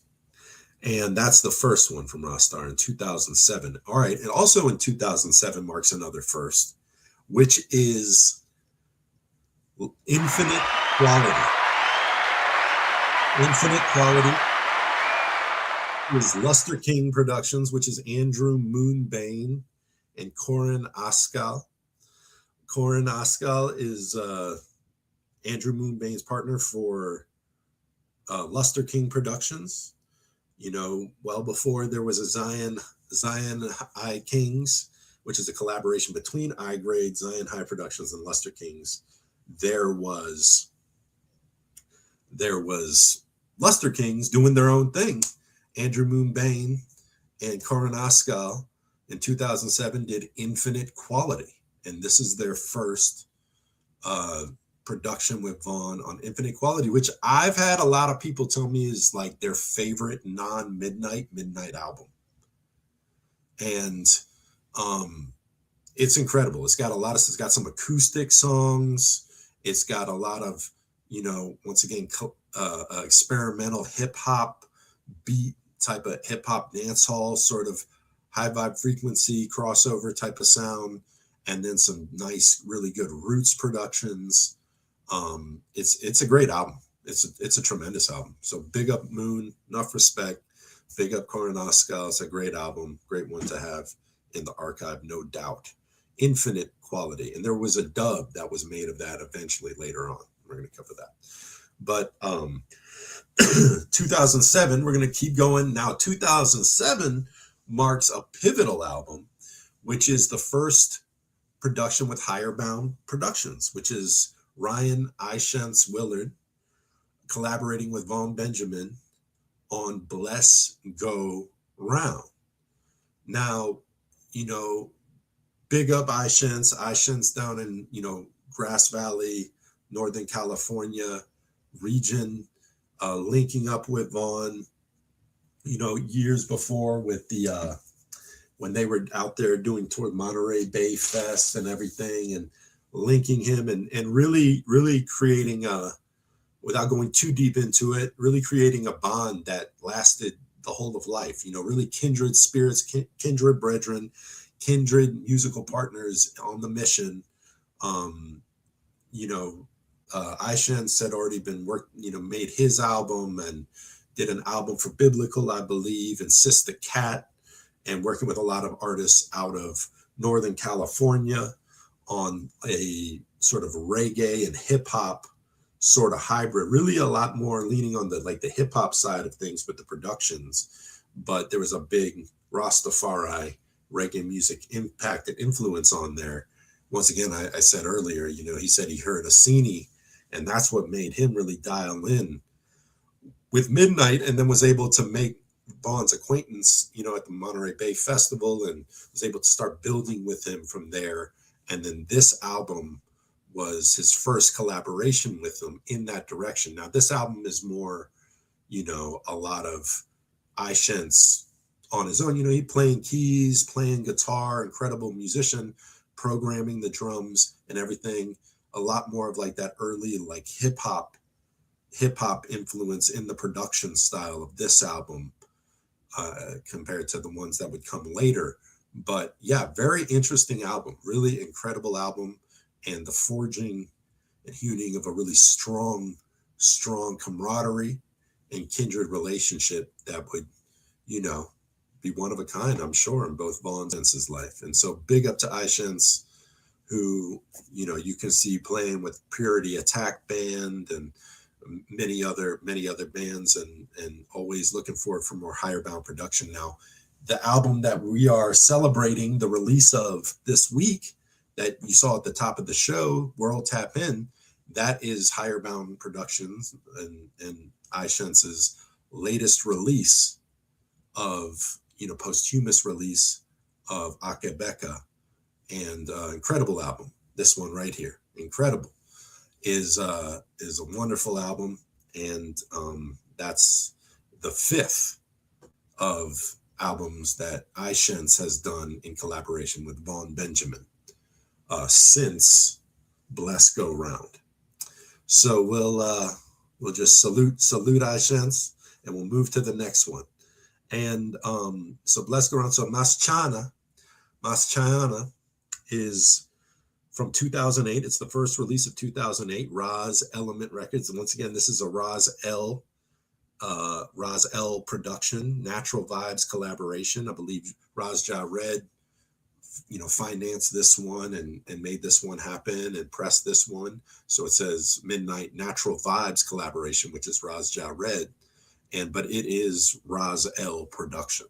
Maschana is Roz L production. Once again, Marcus Wilson, in the art for that, as well as Bless Go Round. That was Marcus Wilson. I mean, Marcus Wilson's crushing it with the art, from the official artist for Vaughn Benjamin's works.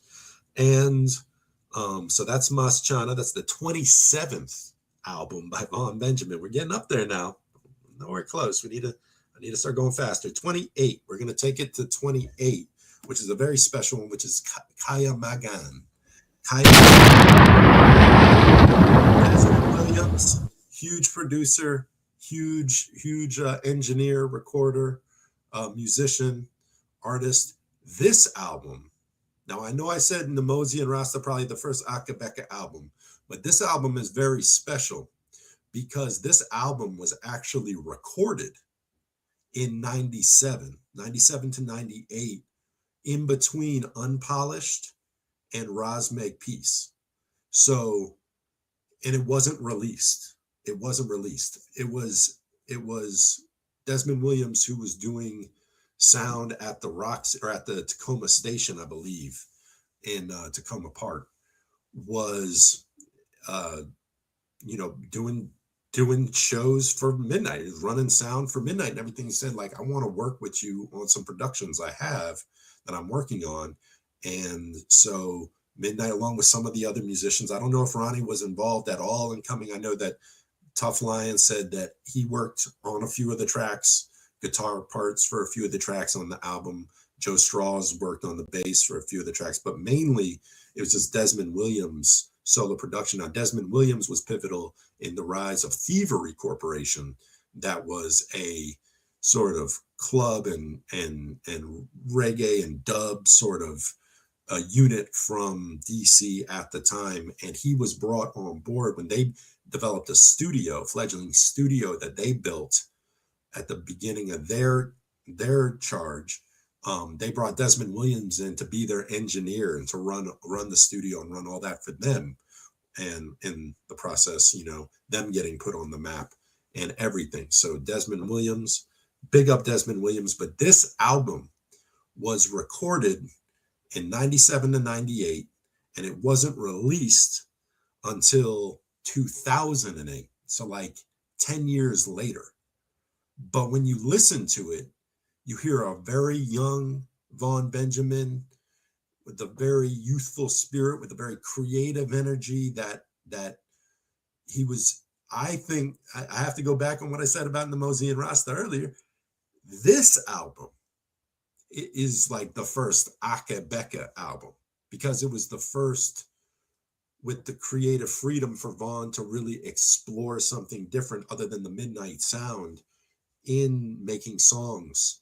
And this was back then, like with the first this was like one of the first 3 albums worth of music ever recorded by Vaughn. So that's what this album is, Kaya Magan. And it's really good. Scarface and all these really good tunes on there.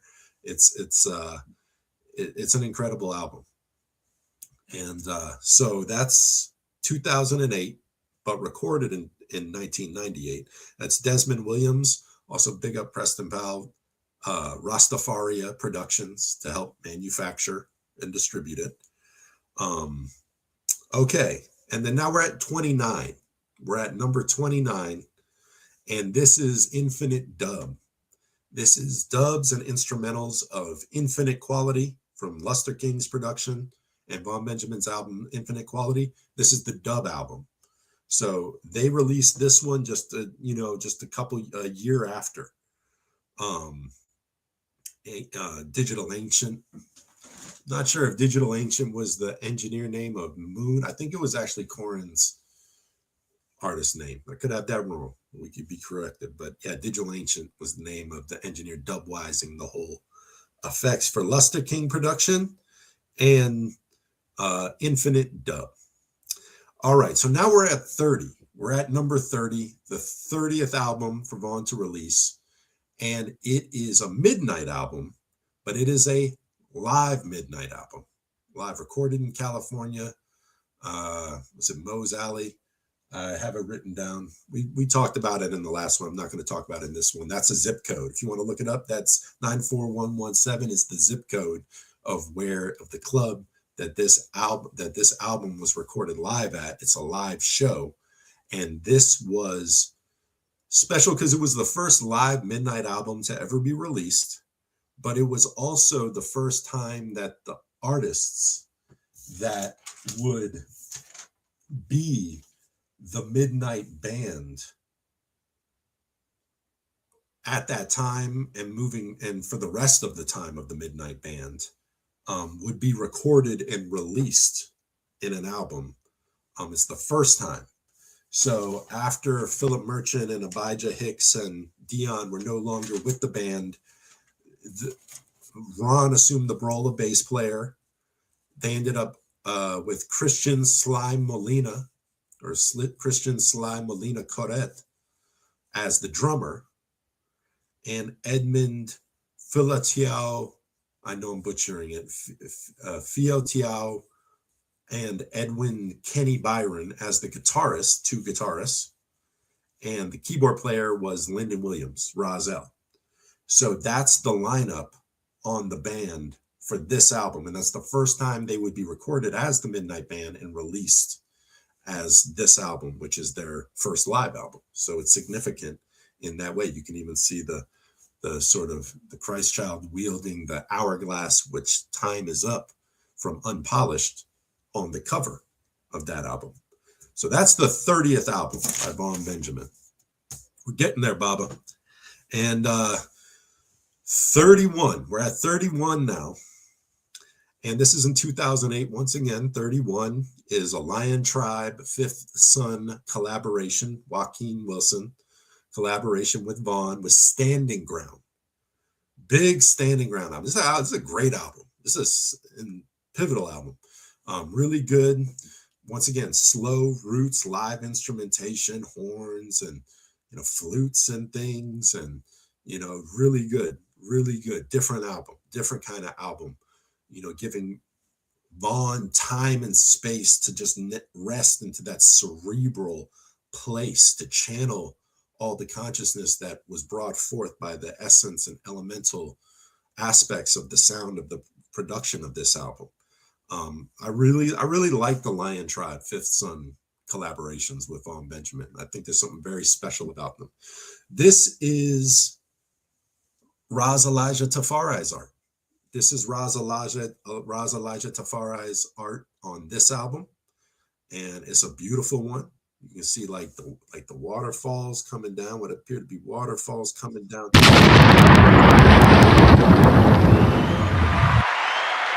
And some animal coming through. And it's beautiful. It's a beautiful one. That would be a lovely one to just have on the wall. That would be a nice one to have on the wall. Once again, you can always look up Raz Elijah's art at razelijah.com, www.razelijah.com, to see his art that's for sale and works that he's working on. And I believe access to his blog can be found through www.razelijah.com. So big up to Raz Elijah, big up to Lion Tribe and Fifth Son Joaquin Wilson for Standing Ground. Incredible album. It's out on a double LP too. It's a double LP that you can get on vinyl. I believe it's Akae BEKA. It might stay Midnite still, but I think it was released under Akae BEKA. Okay, so 32. We're at 32, and this is Supplication to Him. This is that Supplication to Him from Raw Star Records, and this is another one. This is another one by Nasia Maj Uhuru, and great one. A good mix of different kinds of production on there. Once again, I want to say this one has that Luton Fire track, that first Luton Fire track with him on it, but I could be wrong. The collaboration of Luton and Vaughn. But this is a great album. This is a wonderful album. It's second from the Raw Star label to collaborate with Vaughn Benjamin. Supplication to Him. All right, we're going to move on to 33, the 33rd album release of Vaughn Benjamin. And this is For All. Now, this is a very interesting album. Youssoufa Sidibe of Senegal collaborating with Vaughn Benjamin in this album called For All, which is an incredible collaboration, and a combination of some more acoustic led songs, some songs that have programmed drums and production that I believe was actually put together by Vaughn himself for Youssoufa Sidibe's Kora-led instrumentals. So basically, Youssoufa Sidibe is a musician, singer, songwriter, Jali, Jali, Jali, which is the griots of West Africa. In fact, I believe his name, Sidibe, that's an ancient term from where he is for the Jali, which is like a griot, or the one who delivers oral history and historical oral tradition through poems and stories and songs and music from one generation to the younger generation to keep the oral history and tradition alive. And Youssoufa Sidibe is from Senegal. He's a phenomenal kora player, like the kora harp. And he collaborated on this album with Vaughn, and the productions Vaughn had, that he laid like kora-led instrumentals on it, and then Vaughn sang. And it's an incredible collaboration, because both of them, if there's one word that could sum up Vaughn in a word, would be Jali, because he is a griot. He is a carrier of the water of history, spoken word and oral history and cultural tradition, and bequeathing it from one generation to the younger generation. I think when we look back at his body of music that he's left us, it's not just us looking back at it, it's going to be young people looking forward with it and looking forward through it and being inspired through it, and basically receiving all of this, the alchemy of all of this knowledge and literature and philosophy and spirituality and metaphysics and scientific understanding and wordsmithing and deeper understanding of etymology and what words actually mean other than how they just sound, and what's the subliminal meaning to language and everything that we're confined to using to illustrate our thoughts. It's Vaughn is, a vanguard of all of these things. And so in that, he's very much an African Jali, or a griot in that way. So this album is great. This album is great, and it's very simple production, other than the kora. I mean, the kora is incredible, but the production is basically there as a layer for the kora to stand out. And then the collaboration between Youssoufa Sidibe's kora and Vaughn's spoken word and song is incredible. I was actually lucky enough to see them live. I saw a Midnite show in Willis, Texas, that they performed at after Reggae on the River. They weren't at Reggae on the River, but they played in Northern California at a community center in Willis, in Willits, afterwards. And Youssoufa Sidibe was with them, and they performed this long midnight set, and it was incredible. And then at the very end of the show, Youssoufa Sidibe came up and did a few songs with just him and Vaughn. He just played the kora and Vaughn sang, and it was phenomenal. And it was right before this album came out, and I got to see that. So grateful for that experience. It's wonderful. It's incredibly unique. And okay, so we're going to move forward from For All in 2008 to 2009's first release. This is like a doubled up release. These two releases came one after the other. These are two Rastar releases, Rastar collaboration releases, which are lean more heavily on the digital production side. Both of them lean more heavily on the digital production side. I think Nasia Majahuru, Ebna Makonnen was more in the lab working on these, specifically for Vaughn to collaborate with on these, than trying to wrangle a bunch of musicians and all that, because both these albums came out one right after the other in 2009. This is In a Now, which is the first one of 2009, which is his 34th album. Now his 35th album that we're going to go to now, that came right after this one, was Too Many. Too Many was released in 2009 as well by Rastar. Once again, Rastar. And both of these albums, you can see that both of these albums have the artwork of Marcus Wilson. And see the constellations even mapped out in there and everything. And yeah. So it's unique. And once again, both of those albums are very much sort of the digital program production and more direct collaborative efforts of Nasiamaj, Uhuru, and Vaughn collaborating on that.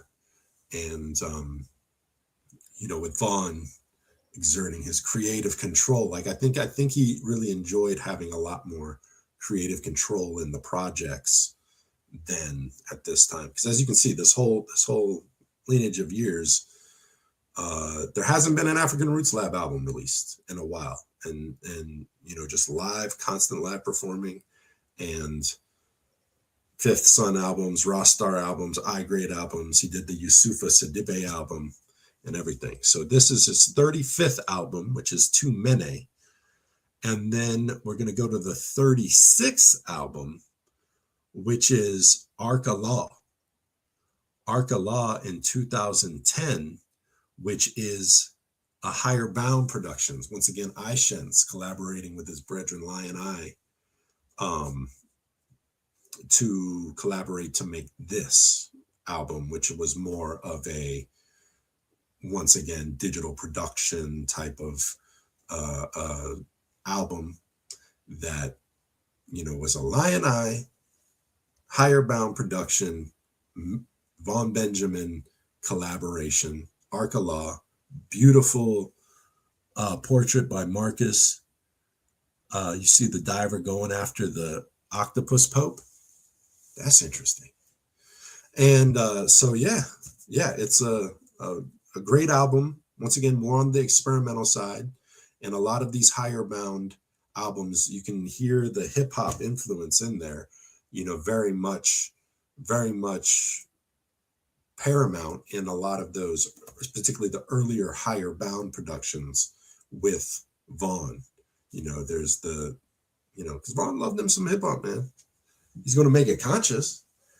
He's a verbalist. He's a lyricist. He's a wordsmith. Of course, he's going to like that, And once again, different from what's being considered the uniformity of the sound that he's being presented with like slow minor key one drop rhythms, which are great. And he's the don of it, but he can do so much more. He can do so much else and so many other things. And this Arca Law is the example of one of those projects.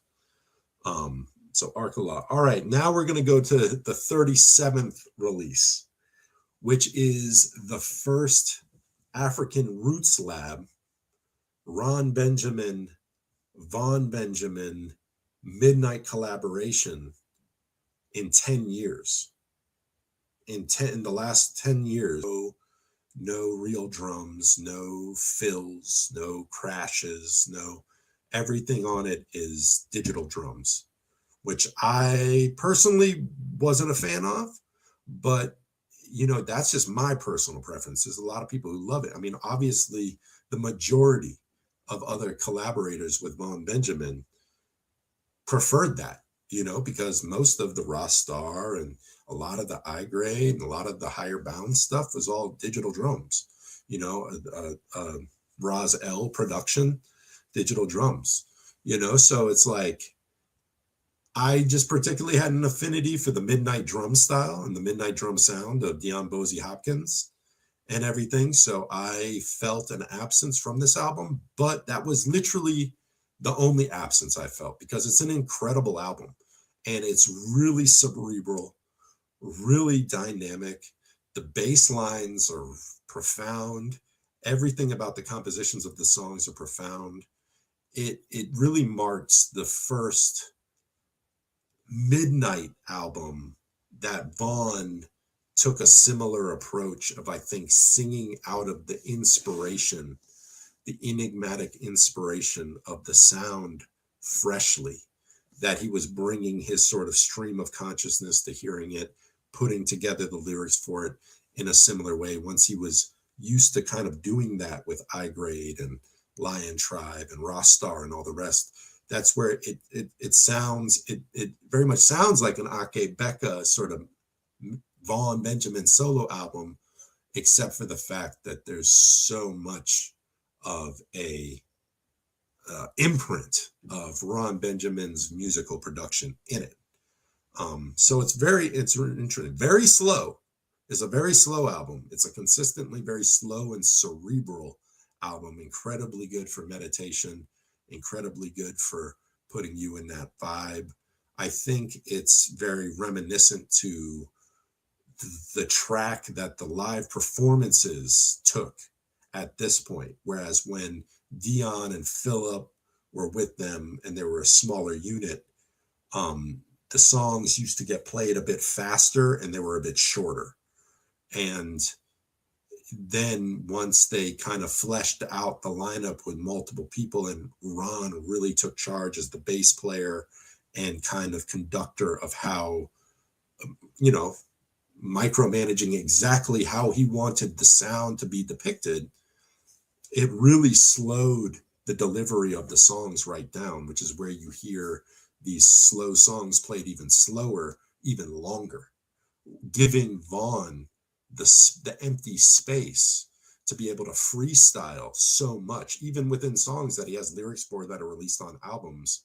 So again, sing a verse, sing a chorus, and then go into like a freestyle stream of consciousness through it and do lines of other songs and things you've never heard before and stuff right off the cuff and everything all woven into these songs. And a song might last for 8 minutes, 10 minutes, 12 minutes, you know, before he just, you know, and just call it down and then go to a next tune. And there was more of a cerebral delivery of the music at that point. And this, I think, is the first album that really captures that in the studio dynamic of that. So that's what makes a king? Question mark. Good question. That's a very good question. I think we all ought to go listen to that album a few more times to see if we can really hone in what's being prescribed to us as to what makes a king. Okay, so that's 2010, What Makes a King, African Roots Lab. Then we're going to go to Momentum. This is 38. This is Momentum. This is a Fifth Son production. That's Raz Elijah on there with the artistry. And you can see Selassie's face within the roots on the waters. Momentum is the name of the album. And in proper Fifth Son fashion and form, it's live roots, live instrumentation, roots band, you know, horns and things, and slow one drop vibes, you know, churning right away for Vaughn to deliver his unique creative imprint on that album. And that is Fifth Son's 2010 release of Momentum, which is Vaughn's 38th album.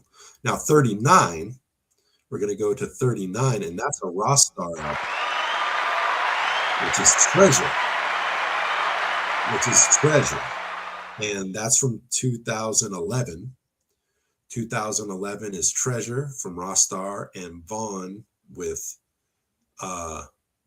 this album, which I heard from someone very close to the source, and who I do not doubt at all, that he was nominated, actually, because this was, I believe, released through VP Records. This album was released through and distributed through VP Records on the Rostar label and produced through Rostar, but was on the VP Records label and was nominated, or Vaughn was contacted for it to be nominated for a Grammy.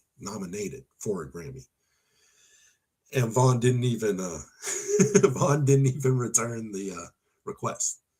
So from what I heard is this album was supposed to be nominated for a Grammy, but Vaughn didn't even contact them because he wasn't interested in no Grammy. Didn't want to hold no truck with no Grammy. Didn't really care about no Grammy. He's obviously working for, that's who he's working for. It's right there in the cover. He ain't thinking about no trophy. He ain't thinking about no trophy. He ain't thinking about no accolades. He ain't thinking no crowds of people. He's thinking about this right here. Empty room with the Most High conquering a lion alongside his humble lion. That's what he's thinking about. So that's where the treasure lies. It's not in rooms full of gold. It's not silver and gold. It's His Majesty right there. So that's Treasure. And it's a great album. Once again, Raw Star album. So combination of different live band stuff and programmed stuff and once again, Nasi Amaj Ahuru and i.e. Edna McConan with Raw Star Records, producing a great album that was apparently nominated for a Grammy, if Vaughn wanted to be bothered. But he was too busy making this next album, probably. And this next album is Standing Ground. So this is a dub album.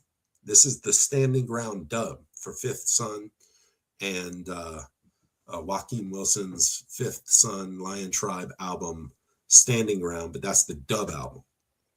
And I'm including all these dub albums, even though we did the actual vocal album, which is the real album, and the dub albums usually side projects of the engineers.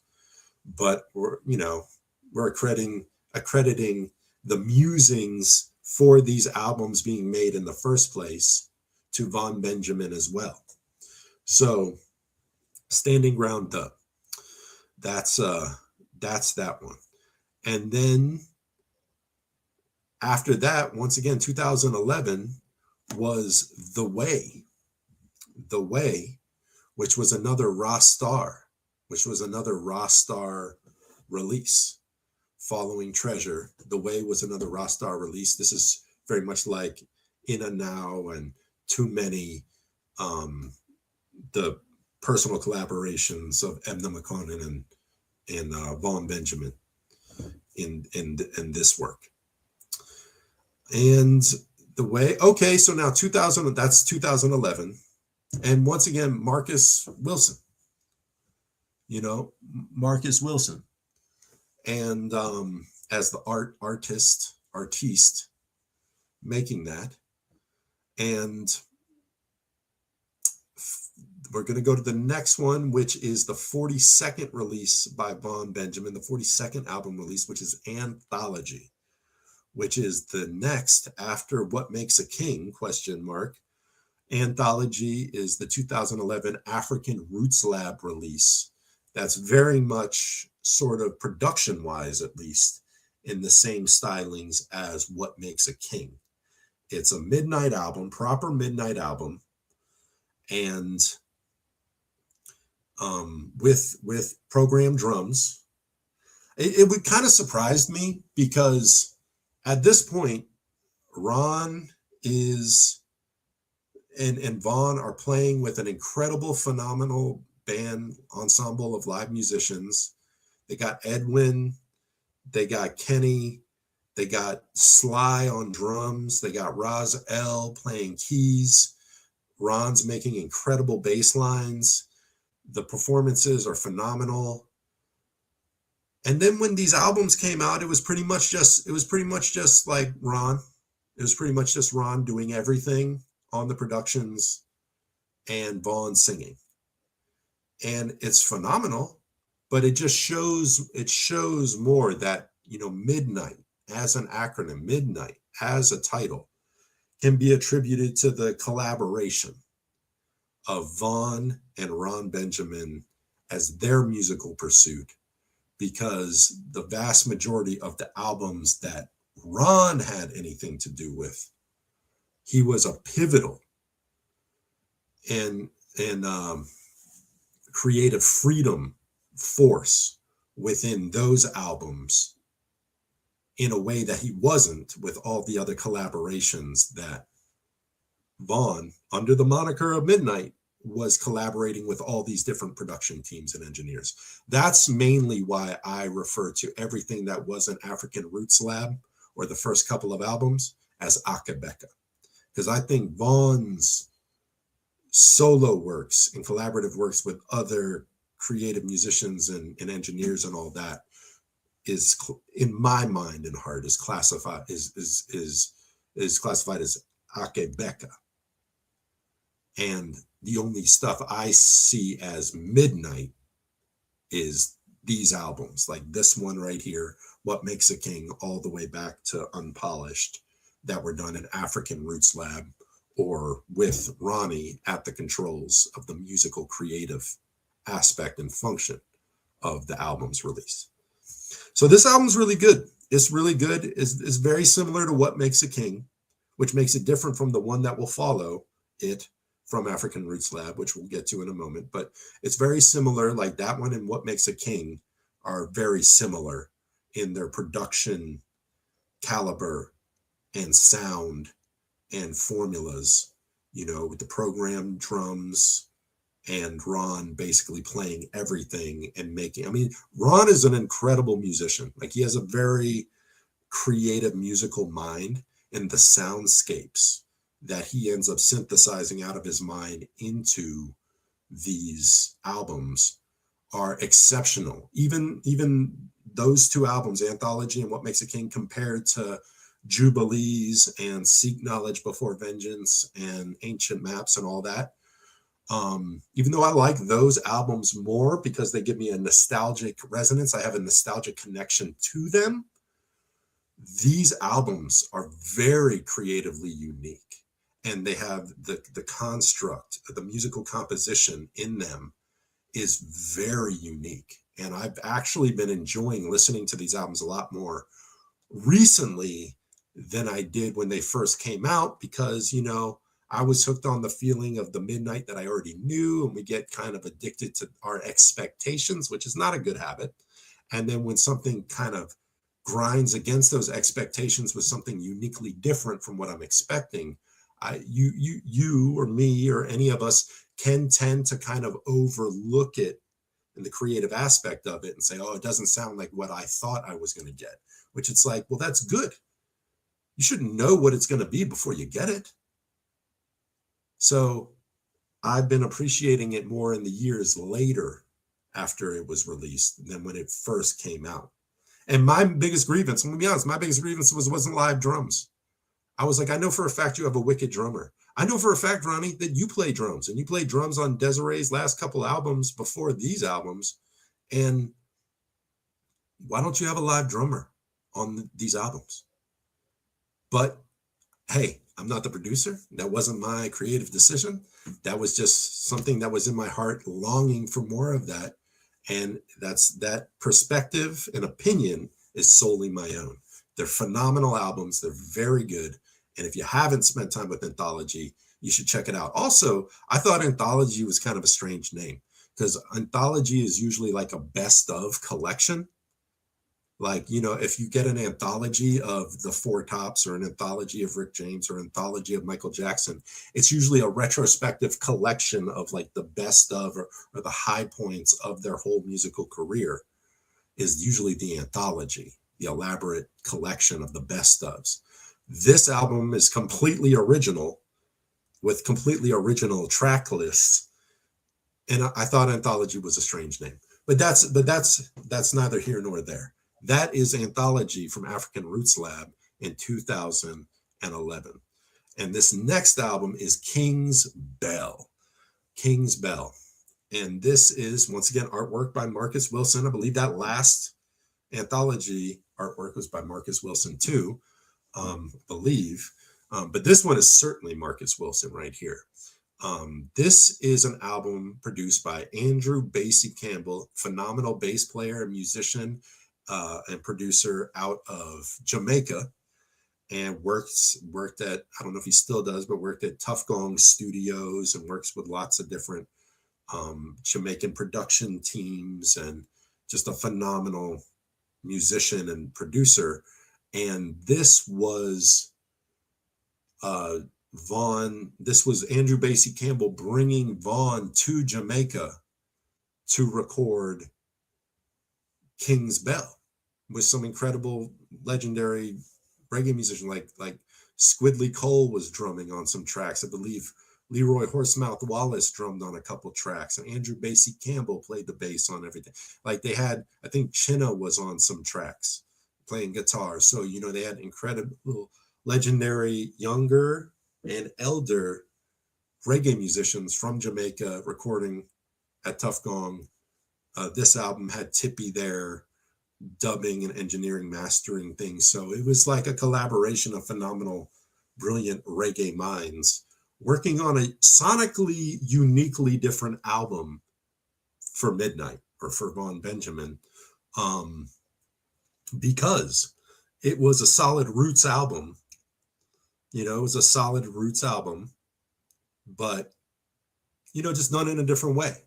Just done in a different way. I mean, just Jamaican style, you know, Jamaican flavor. No extra browning sauce and allspice in it or something, but it come like it different. It come like it different and unique and creative and an exceptional album. And it is released as King's Bell Akae BEKA on vinyl.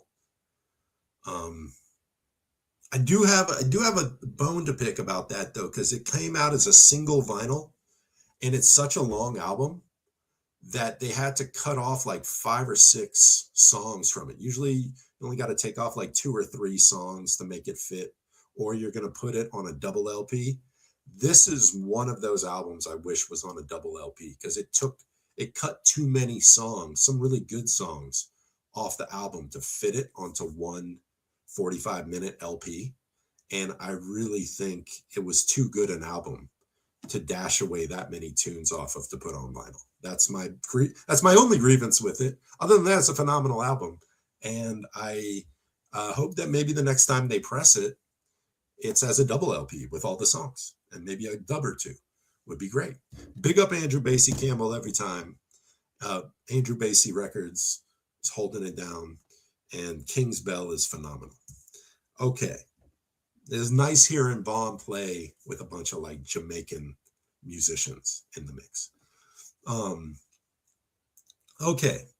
So In Awe, this is 2012, big year. 2012, Fifth Son Records, Joaquin Wilson, Fifth Son Records with In Awe. This is an incredible album. You know, this is another very cerebral, slow, live instrumentation, one drop album, very jazzy. That's what I remember about this album, is it really has like jazz vibes to it, like the horns on it. It really has like jazz vibes in the mix of being like a slow, cerebral roots type of vibe from Fifth Son. It had like a very like laid back jazz energy to it. And it's a great album. And a beautiful, absolutely beautiful cover by Ras Elijah Tafari. I mean, that's an incredible, I've seen that print. I think I even have this print from Ras Elijah Tafari without the words on it, without Midnite, In Awe, Fifth Son on it, just as the print. And it is amazing. Like I love that print personally. And so big up Ras Elijah Tafari. Beautiful artwork on this album, In Awe. It will certainly leave you in awe, that's for sure. Okay, we're moving to the 45th album release, which is Children of Jah. Children of Jah, which is a big album, and it's Rastar. And I know a lot of people love this album a lot.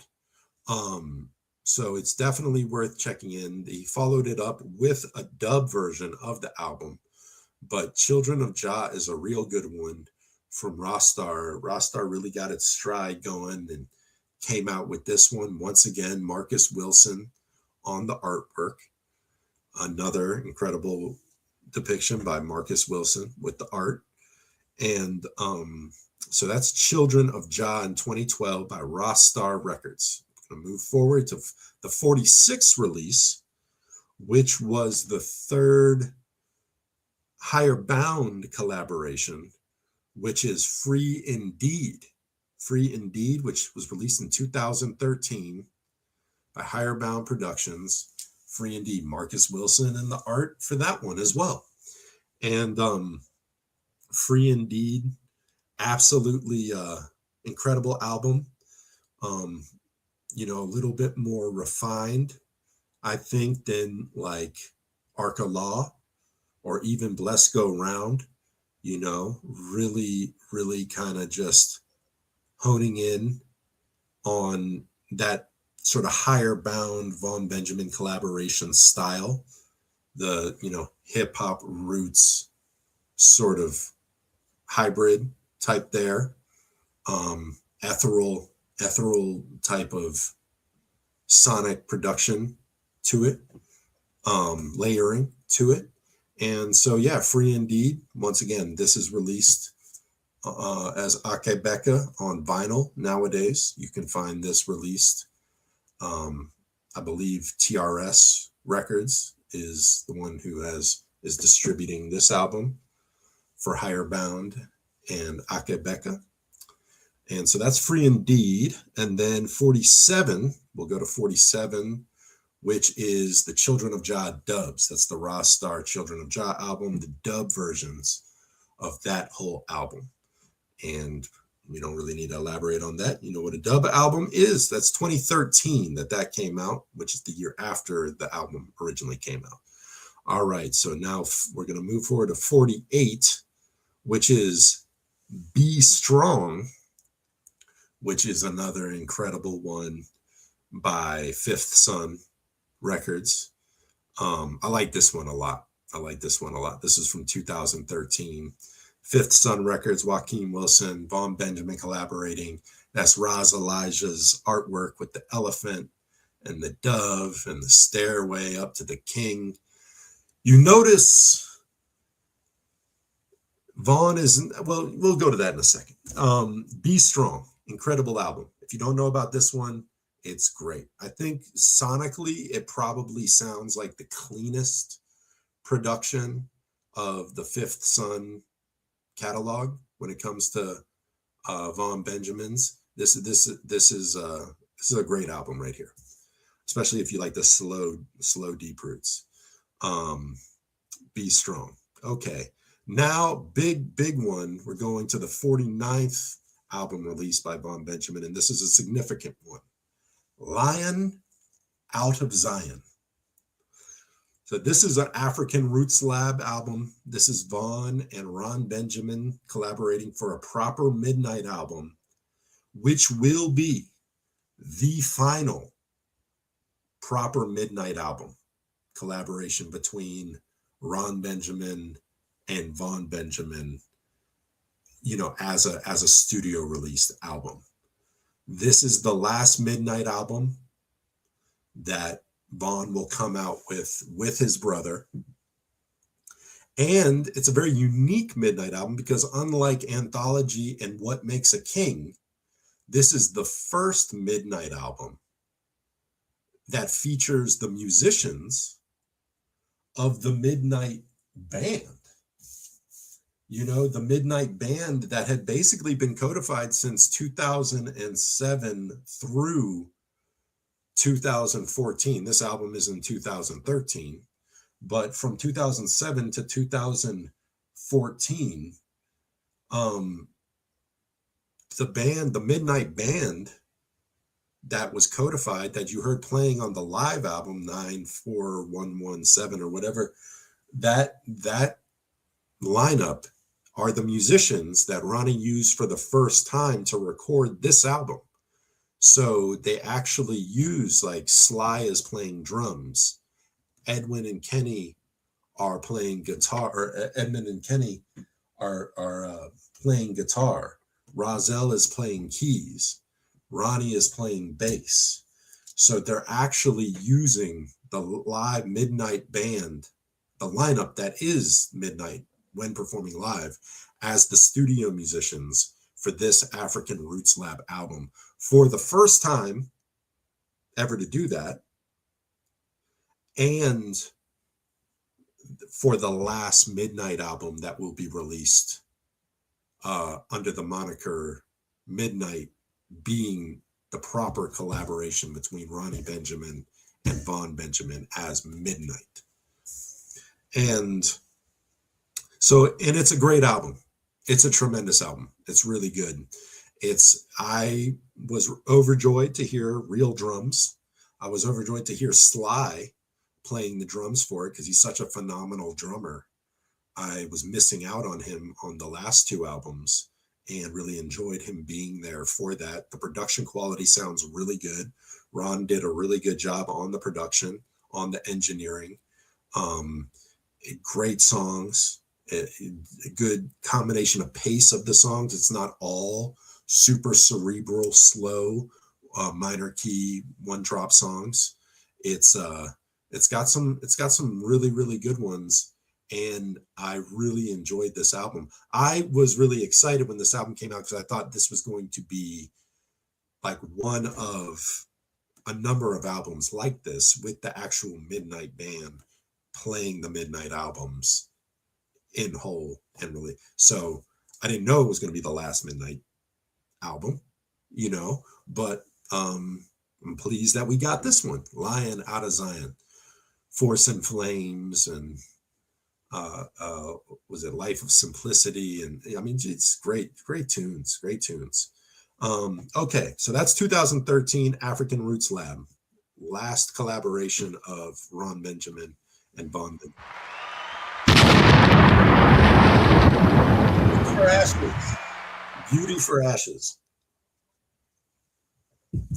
This is a phenomenal album. I honestly think, I know I said Rule the Time was probably my favorite I-grade album. I don't know, man. There's so many good ones. This one I rank highly. This could possibly be my favorite I-grade Midnite collaboration of all time, because it's just the production. This is like Tippy has risen to the rank, in my opinion, as probably the best reggae production engineer in the world. I think when it comes to releasing reggae music in the world today, I don't care about where you're from. I don't care about where you grew up. I don't care about how long you've been playing music. I don't care about none of that. When I listen to the productions from like this time moving forward to like now, which must have been what, 2014 till now, I honestly think from this point, I think Tippy's like productions for I-grade records and Zion I Kings, I think are the best reggae production in the world, hands down. I mean, I don't even know. I can't even think of people who come in second. And I listen to a lot of reggae from Jamaica. I listen to a lot of the stuff that comes from Harmony House and Rory Stone Love and VP Records, and I listen to a lot of stuff that comes from Europe and Ineffable Records, Oneness Records from Munich, Germany, House of Rhythm. I listen to a lot of Joss Solid Rock. All these, I'm naming a lot of producers and production teams from all over the world that are really, really good. Unidad 76 out of Brazil, really, really good production. Boss Records from Trinidad and Tobago. I love Boss Records, working with Marlon Asher and Sizzla Kalonji and ones. Boss Records is on. If you don't know about Boss Records, check out Boss Records. They're all great. Tippy is the best, in my opinion. I think he gets it sounding so good. The bass is so rich. The drums are so crisp. The dub is so good. The ethereal layering he does, the sonic achievement he creates through how refined he has tuned his ear to getting it now, I think is second to none in the world, in my opinion. It's just my opinion. Could be wrong. But I think this album is a perfect example of that. And this album is like 12 years old at this point. But this probably is my favorite Midnite I-grade collaboration album in whole. And once again, at this point, the I-grade collaboration with Midnite is predominantly, if not completely, live instruments, roots, live horns, real drums. I mean, just the best sounding recorded live and studio live instrumentation albums that are being produced. So that's what this album is. Beauty for Ashes. It's phenomenal. And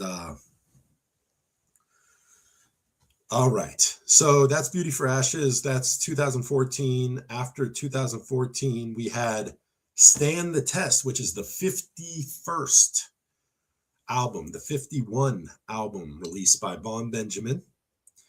And this is Iodine Sounds Collaborations. Now, just taking a moment to salute Iodine, who is Jordan Jones. Jordan Jones, otherwise known as Dutty Hart. His stand-up comedy name is Dutty Hart. He did stand-up comedy as well. Iodine is his artist name, given to him by Vaughn Benjamin. And about a year ago, or last year, Jordan was killed in St. Croix. He is a youth that was very kindred to Vaughn, used to live at Vaughn's property, live at Vaughn's house, live in the studio, used to do a lot of work with him on different productions. They used to do with lots of other artists. And he, was a good friend to Vaughn. He was young. He was like a younger person. And I believe he was about 38 when he passed away last year in a foolish act of violence. It was 12:30 in the afternoon. He was on the boardwalk with a friend, and some 15-year-old kid wanted to steal his chain he had around his neck, some gold chain he had around his neck.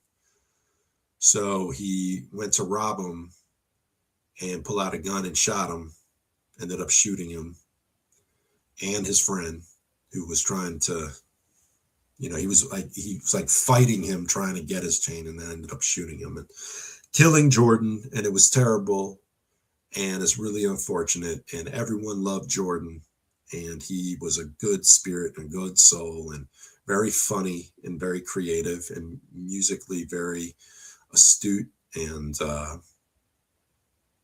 he will be missed. He will be missed, and it's really unfortunate. So all love and peace and condolences going out to the friends and family of Jordan Jones, aka Iodine, aka Dutty Hart. And this was Iodine's first complete release of an album, full-length album with Vaughn, called Stand the Test. You can see Marcus Wilson's art on there. And Stand the Test. And it is very much like production based, like, Jordan programming everything, programming the drums, programming the bass, programming everything. It's a digitally programmed rhythms and everything, and very creative. I mean, very different, very unorthodox, a lot of hip hop influence. I listen to it and I hear early Higher Bound productions is what I hear in it. But all original song, all original productions, all done by Jordan. But in just very kindred sort of stylings of like the amalgam of hip hop and dance hall and reggae, all in a unique melch. So Stand the Test is Iodine Sounds collaborations with Vaughn Benjamin of Midnite, and that came out in 2014. So salute Jordan Jones. We're going to move from 51st to the 52nd. This is Ride True in 2014 by I-Grade Records. This is a good album. This is a really good album. Super rootsy album, real ethereal. I forget the name of the guitarist he had working with him, but Tippy had a guitarist working on this album, really laying down these really intriguing guitar lines, weaving it into the soundscape. Ride True is a really good album, and it is the last album that I-Grade will produce outright under the name Midnite. It's the last time he will use the Midnite I-Grade as the title before the moniker transforms into Akae BEKA. But this is Vaughn's 52nd album, Ride True. And it's a great album. Real good album. And we're going to move to the 53rd album, which is the first album released under the moniker Akae BEKA. If you want to know about that name or what it means, you can go watch the 7.5-hour presentation we did last time, because we're working on not making this 7 hours this time, and we're already at 3, so I need to fly through this.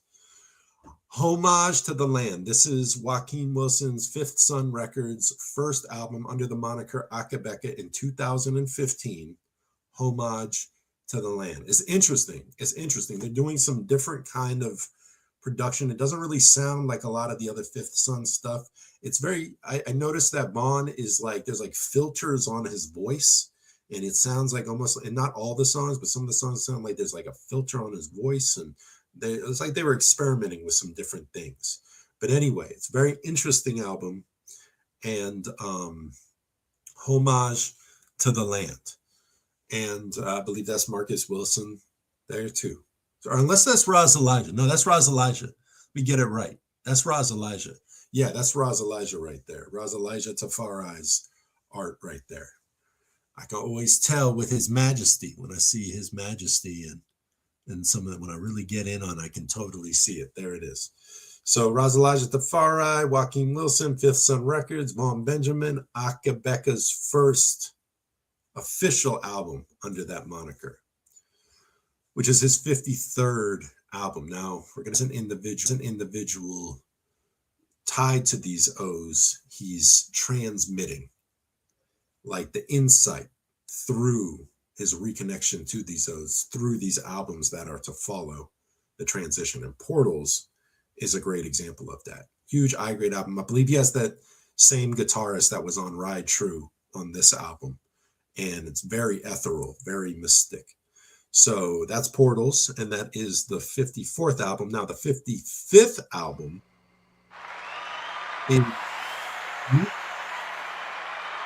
now ironically, Livicated in 2016 was the first official album release, full-length album release of Vaughn Benjamin on Zion High Productions record label.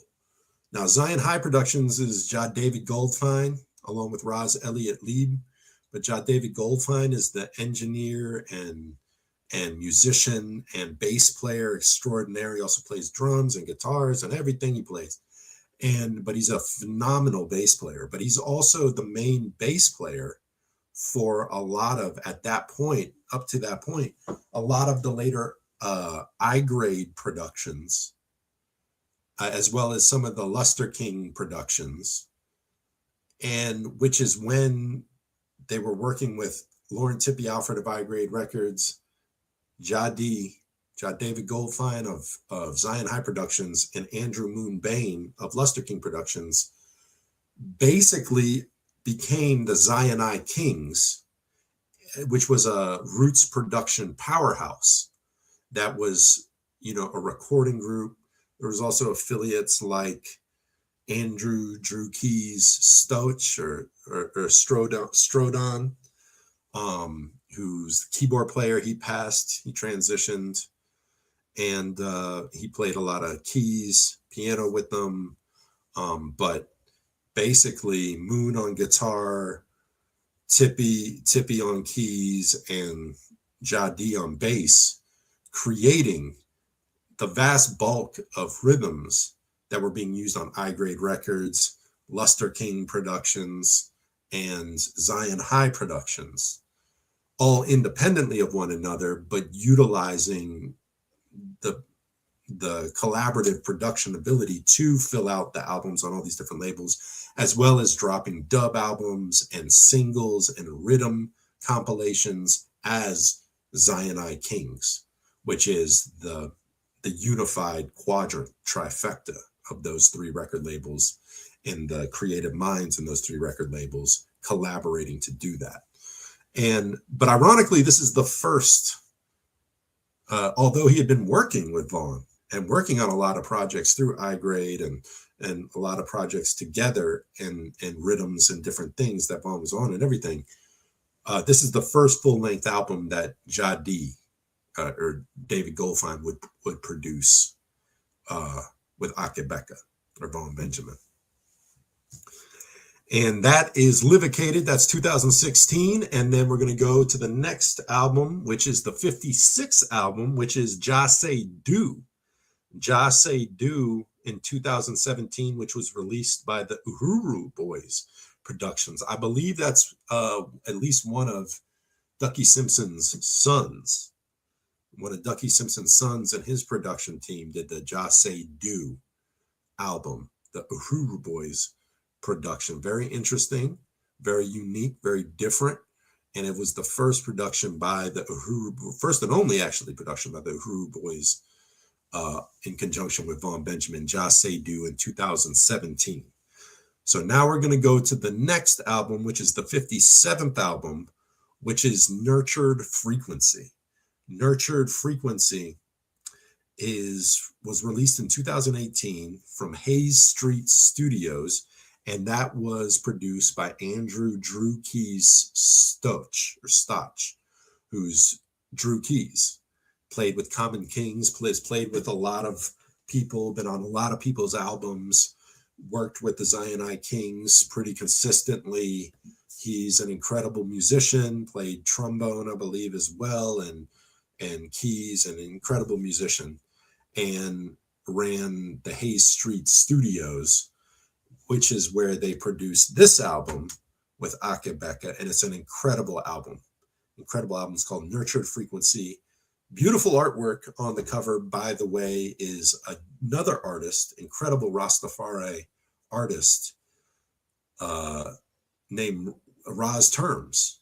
Roz Terms is, you can go look up his Instagram, Roz Terms 37 on Instagram. He's phenomenal. I mean, he is an incredibly unique, creative artist and has done works for Luster Kings and all over the place. And you might even see his stuff tagged all over the country. I mean, down in Miami, Washington, D.C. I mean, it's all over the place, but he's such a creatively unique and original artist. And that's some of his artwork. And you can go to, you can just type in Roz Terms, Terms, and all sorts of different places where you can purchase his art or see different projects he's doing will come up, and you can click on that, or you can just go to his Instagram and see what he's doing now, which is Roz Terms 37 at Roz Terms 37, and phenomenal artist. And that album is great. That album is great. It definitely, I'm not going to elaborate on things because we got to get through this stuff, but it's a really good one. And if you haven't listened to that Akae BEKA album, then you're really missing out on one of the finest, and the production quality is really good on there. So that's, okay. Yeah. Now we're at 2018. This is Topaz. This is the 58th release by Vaughn Benjamin. This is Topaz, which is Ocean Records, Soundponics Productions, the only collaboration he ever did with them, which is an acoustic album. I mean, it's literally like just an acoustic album with Vaughn singing. And once again, Marcus Wilson on the artwork, beautiful artwork by Marcus Wilson. And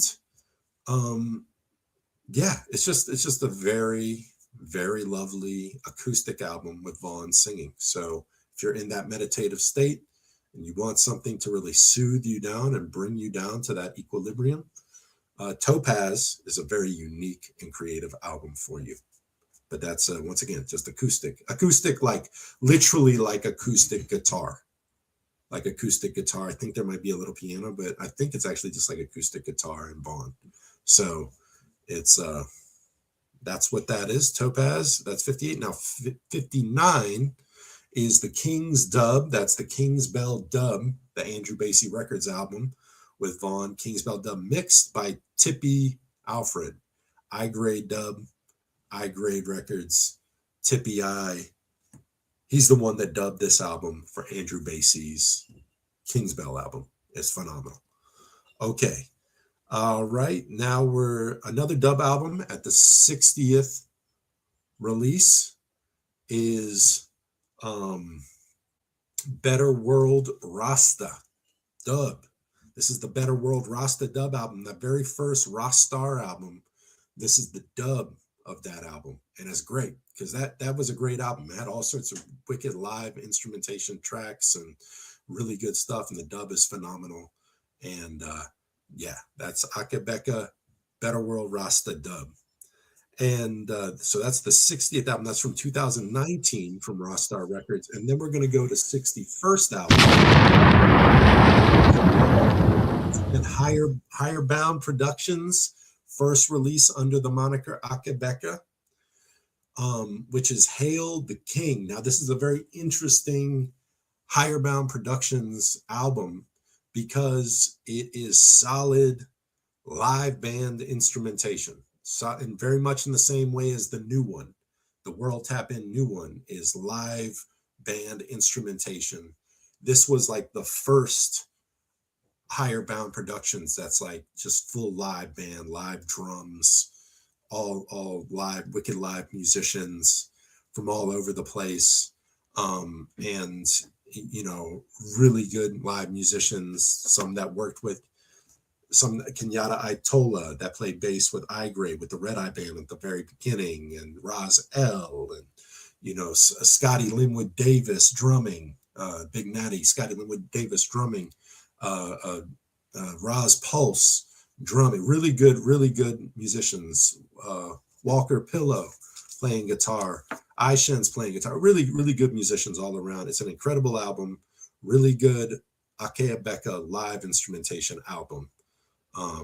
I say live instrument, not like it was recorded live, but live like real instruments, you know, not programmed, not synthed out, repurposed synthed out programming or drum programming, like live instrumentation recording. Okay, so that's Hail the King 2019, and then Make a Mention, big Make a Mention album. That's the second Zion High Productions, Jadi producing that Akae BEKA, Zion High Productions. And this is an important album because it's really good. No, it's really good. And it is the last Akae BEKA album that will be released in Vaughn Benjamin's lifetime. It is the last album that will come out while he is still present for the release of this album. And it is in 2019. And it's a really good album. I mean, Jadi's incredible. He's, right up there. Like all Zion High Productions are phenomenal. iGrade Records is phenomenal. Zion High Productions, Luster King Production, all phenomenal. And they all work together very intimately in a lot of the creative pursuits. And this album is extraordinary and really good. And this beautiful artwork, by the way, beautiful black and white artwork, except for the earth, is done by an incredible artist. Which his name is Roz Daniel Hartman, otherwise known as Ato Kadane Daniel Roberts, otherwise known as One Art of the Covenant. So if you want to follow him on Instagram, he's done phenomenal artistry. And you can, on Instagram, it's the number One Art of the Covenant. So at One Art of the Covenant, or you can go to his personal webpage, go to www.oneartofthecovenant.com. And that's Roz Daniel Hartman, and he's phenomenal. You can just see it's incredible. And so that is Make a Mention by Jadi, David Goldfine. And then this is Protocols, which is the second, it's the first full-length album that will be released after the transition of Vaughn Benjamin to join the Egun. And this was released in 2020 by Iodine Sounds, Jordan Jones, who we just spoke of. And very much in the same production style as that previous Stand the Test album. This was not all of, from what I've heard, but this is all the other works that were in the album he was working on before Vaughn passed. And this is Protocols. And that's Marcus Wilson's artwork that's on that. So big up Iodine, big up Jordan Jones, big up Vaughn Benjamin, big up all the artists that aren't with us on this realm anymore. And so that was 2020. Now this is the 2020 release of Roz Element, otherwise known as Roz L, Lyndon Williams, Roz Element Records. This is Roz Element's latest or first Akae BEKA album under the new moniker Akae BEKA, and an incredibly good album. It has some of the more experimental stuff that you're kind of used to with Roz L, but for the most part, it's a way more roots production, sort of, grimy roots, choppy roots production style of more of a roots sounding production compared to what Roz Element's previous stuff with Maschana and Full Cup and Through and True and all those productions were traditionally more of a fire chant, sort of hip hop dance hall type of thing.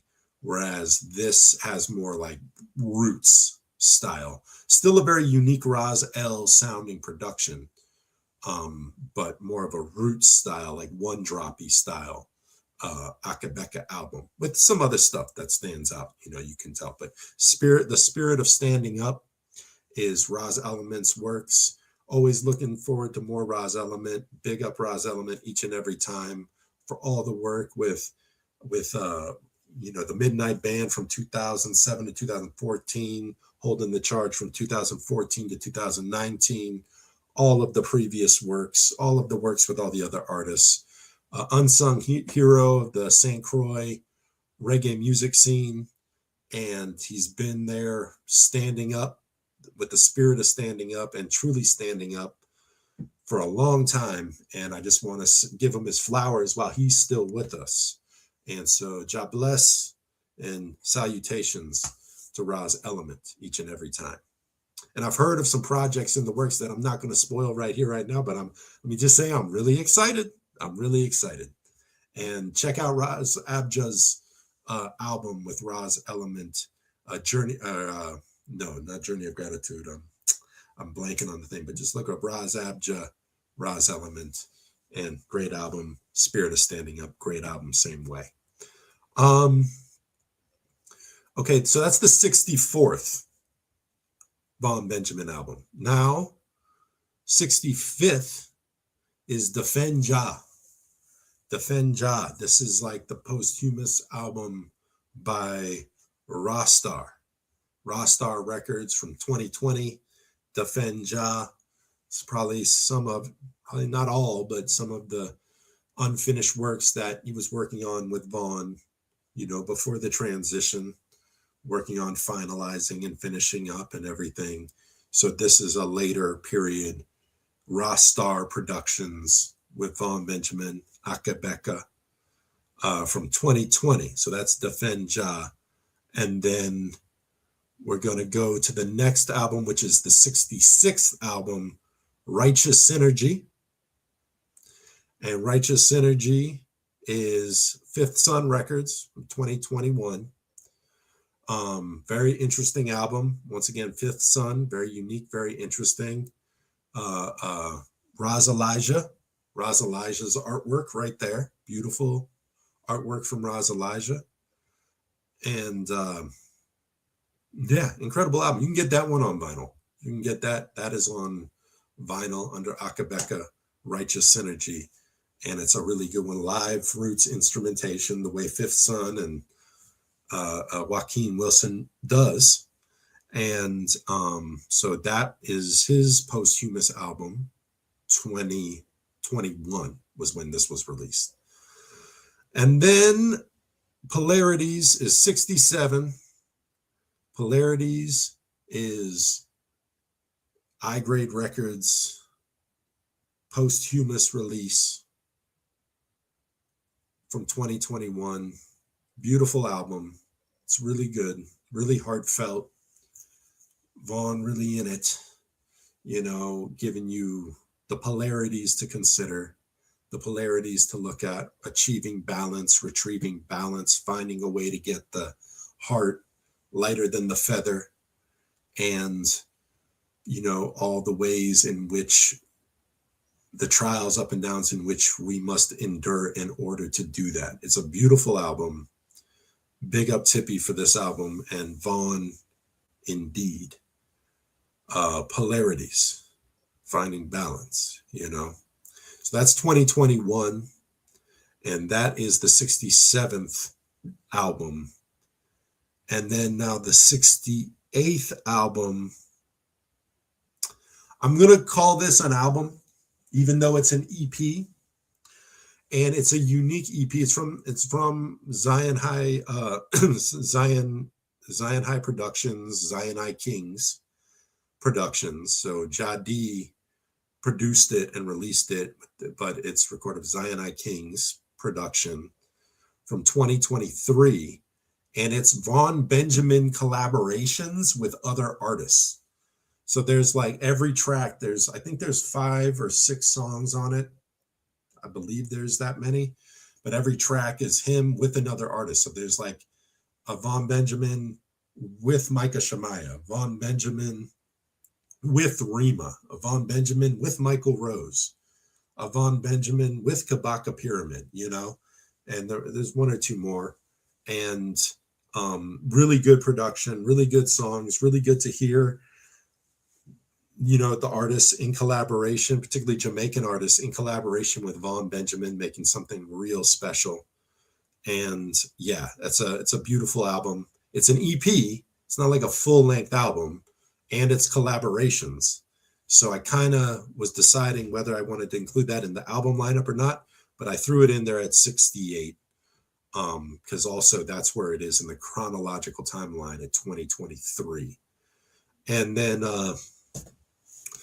we're going to go to 69, which is the next, which is Living Testament, which is the album produced by Roz Biblical and Trinity Farm Music. Roz Biblical, Brethren of Ishans, down there in Northern California, Grass Valley, Trinity area, Trinity, Northern California. Roz Biblical throwing down with his Trinity Farm production. He's actually been doing a lot of work with that recently.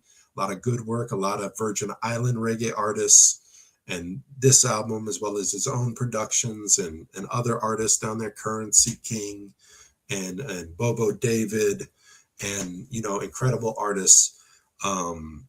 Produced an album with Ja Rubal, key brethren of Vaughn's, did one with Ja Rubal, a bunch of compilations with people. So that's great. And this album is on the Trinity Farm Music record label with some tremendous musicians, live instrumentation, all roots. Like, that's what he deal with. It's all roots, live instruments, real drums. Big up Big Natty, Scott Linwood, big up Roz Pulse, big up Walker Pillow playing guitars, big up all the incredible artists laying down actual music for those productions.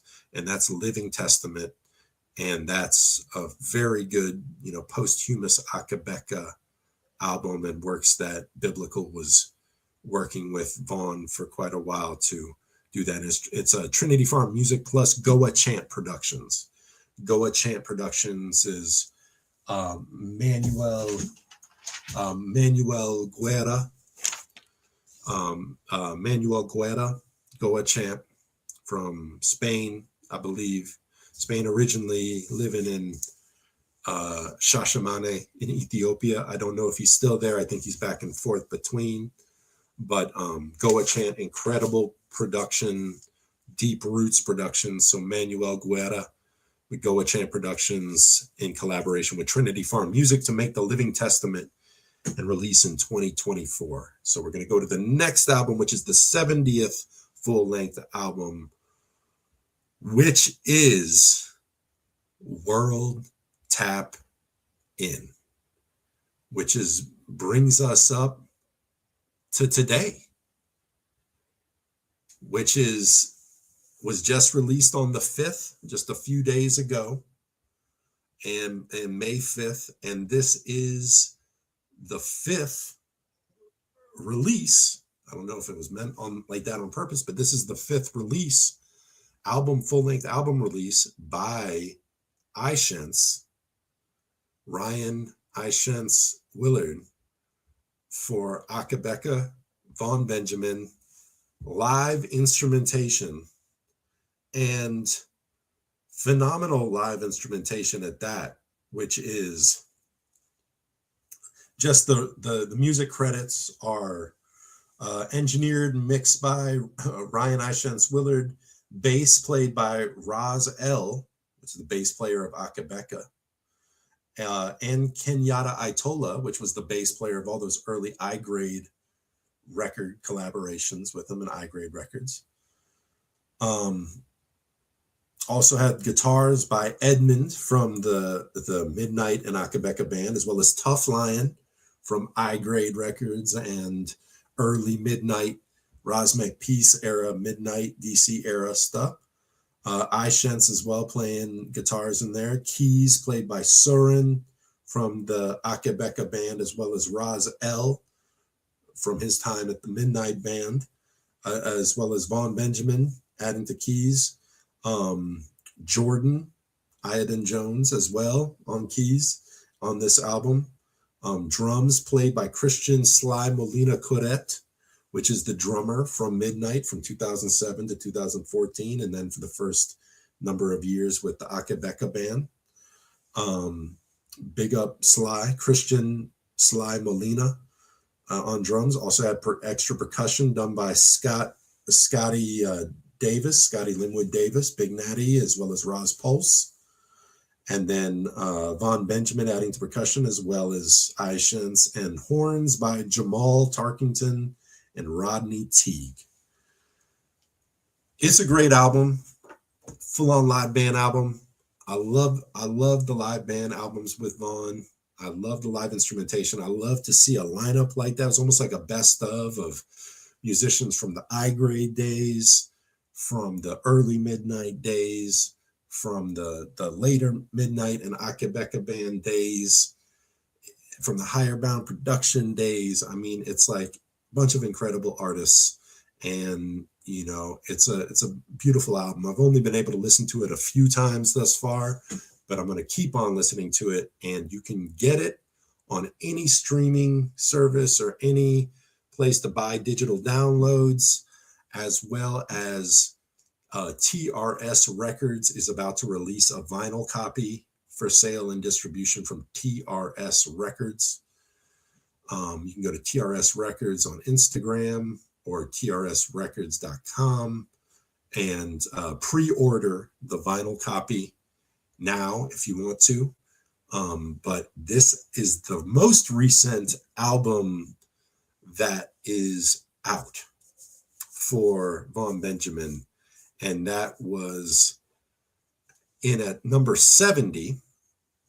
And I did want to, now I have a few others, so don't get too excited. I have a few others. We have at 71, I have the Akae Scrolls, which was a instrumentational musical project put together by Trinity Farm Music and Roz Biblical's production, along with Goa Chant Records, along with Vaughn Benjamin.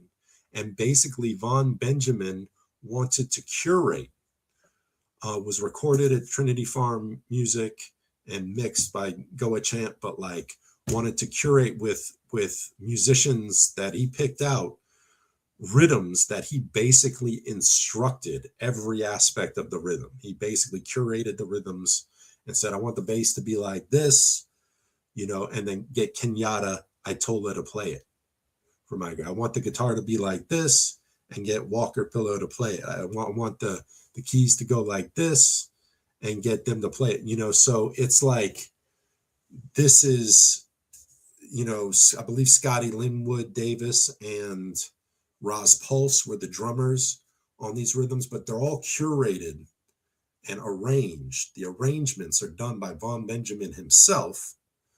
And I know iShens was a part of it too, and Biblical and everyone. So like, this was a very special musical project that was put together. Now you can get the instrumentals of these rhythms. It's called the Akae Scrolls, and they're all listed as different psalms, different number psalms, but you can get the instrumentals to hear just the instrumental projects. And as of this point, he wanted them to be utilized by his brethren to make albums too. So up to this point, the 2 albums that have been made are Journey of Gratitude by Raz Abja, utilizing these rhythms. Journey of Gratitude by phenomenal artist Raz Abja out of St. Croix, and then another incredible artist out of St. Croix, Fire Chant artist and key brethren of Vaughn Benjamin, Ancient King. Ancient King made an album, The Oath of Akae. The Oath of Akae by Ancient King and Journey of Gratitude by Raz Abja, both released by Trinity Farm Music and Goa Chant production collaboration, utilizing the Akae scrolls. And hopefully more to come, you know, hopefully much more to come. And, but those albums are really good and in tribute and homage to Vaughn Benjamin. And I included that album because he arranged, and even though he didn't sing on any of those rhythms, he kind of arranged and micromanaged the creative direction of all of those rhythms. So that goes to him. And so that would be the 71. And now I got a few that we're going to go through real quick, because these are just the ones that were compilations that Vaughn was on, compilations that Vaughn was involved with. And the only compilations I included were compilations where he had 3 or more tracks. If he had like 3 or more tracks, I included them. If it was only 1 song on a rhythm, I didn't include it. If it was a single released, I didn't include it, because then we'd definitely be here for another 7 hours. We're not doing that. So, but he was integral in the whole process of being part of the compilation. And so the first one is Aya Eit's production out of St. Croix, Eastbound, Volume 1. He's on there. That's where his Roll Call was recorded. Roll Call song was recorded. Grapes of Wrath was recorded. There was another track recorded, and it was on the Eastbound production by Aya Eit's production. I believe Ron even played keys on some of the rhythms on this compilation. And so that's 1999. That's from 1999. All right. That was 72. We're going to go to 73. Weep Not. This is the first compilation by iGrade Records in 2002. It's the Weep Not compilation, and it's got a few from Vaughn in there, marked Midnite. And it's got Ancient King under the name Willow, and all sorts of artists from St. Croix, St. Thomas in the mix. And it's an iGrade compilation. It's really good. Weep Not. And then we're going to go to 74, which is a compilation by Higher Bound Productions. Higher Bound Productions in 2009 with new name. And I believe Ancient King is on there. Excalibur is on there. Vaughn's on there. There's some others I forget at the moment. But that's iShens's Higher Bound production compilation that Vaughn was included on. And Keon, new name. Once again, Marcus Wilson art. Beautiful Marcus Wilson art in that. Okay. The next one. So that's a Rostar compilation with Vaughn Benjamin, as well as Norris Man, as well as John Mason, as well as Luton Fire, all on different rhythms put together by Ross Starr. King of Kings, that was a compilation from 2009. Okay, we're going to go to the next one, which is a Ross Starr as well, which is Frontline Soldier. Frontline Soldier, which once again, Midnite, Turbulence, John Mason, Norris Man, all compiled on different rhythms put together by Ross Starr. And I forget, one of those includes the Ross Starr rhythm, which was almost like a refix of Welcome to Jamrock style rhythm that came out at the time called the Ross Starr rhythm. And it's on one of those. And there was a whole rhythm album that came out called the Ross Starr rhythm that Vaughn was on too. So that is Frontline. And then there's one more that I didn't send you an image for that I'm going to include because I realized it at the very end. And it's from 2019. So it actually was released a few weeks after Vaughn passed. And at the beginning of November, Vaughn passed. And this was released on the 20th of November. So just like a few weeks after Vaughn passed, it was released. And it's by the Green Lion Crew production, which is an American production team out of York, Maine. By Zeke Stern and Dana Knowles runs the Green Lion Crew, and the compilation album is called Be Still. Be Still, and Be Still is the name of the compilation with Danny I, Pressure Bus Pipe, Vaughn Benjamin. It's got some real good stuff, big production, and I'm so close to being done, Baba. We're almost there. We're almost done. We're almost at the home stretch. We're about to wrap this up.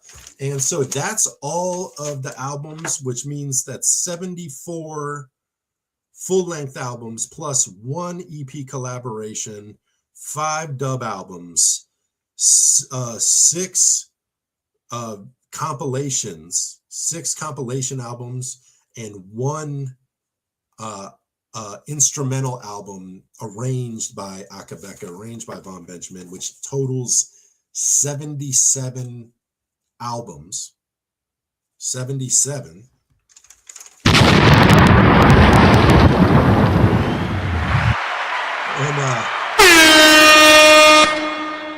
And just to put a pin on it, just to put a pin into exactly how many albums he did for whoever, we put Ronnie at the top of the list because he has in order. I mean, this isn't actually even in order. This is close to order, but we're putting Ronnie at the top of the list because he's Vaughn's brother, Ronnie Benjamin, and at the outstart of the whole Midnite experience. African Roots Lab, Ron Benjamin Jr. was involved in producing 9 full-length albums, including 1 dub album, 1 live album. So that's 11 all up. And 2 of those albums that I included with the full-length album were Unpolished and Roz Peace that he didn't actually engineer, but was integral in producing and making and creating because it's songs that him and Vaughn wrote. Unpolished and Roz Peace. But that's 9 full-length albums, 1 dub album and 1 live album that Ron was involved with. And creatively to that level. Now, I Grade Records, Lauren Tippy Alfred, 10 full-length albums, 1 dub album, 1 compilation. And then Rastar Records, or Nasiamaj Uhuru, 7 full-length albums, 2 dub albums, 2 compilation albums. Fifth Sun Records, including the Lion Tribe stuff by Joaquin Wilson from Fifth Sun Records, 7 full-length albums, 1 dub album. Roz L or Roz Element Productions, Lyndon Roz L. Williams with 4 full-length albums. And Vaughn was also included on 1 compilation album. I believe it's called Itinual Ja. And then Higher Bound Productions, 5 full-length albums and 1 compilation album, that being New Name that we just spoke about. Branch I collaborations of Vaughn, Philip Merchant Jr., Dion Hopkins, came to a total of 4 full-length albums. Zion High Productions with David Jadi Goldfine with 2 full-length albums and 1 compilation album. Also a bunch of other rhythms and a bunch of other singles and, Zion I King stuff. Mystic Vision being Drazy Melody, and saluting of Joseph General along with Drazy Melody for the Mystic Vision collaboration.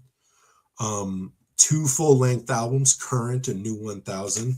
Had Iodine Sounds or Jordan Jones producing 2 full-length albums, Withstand the Test and Protocols.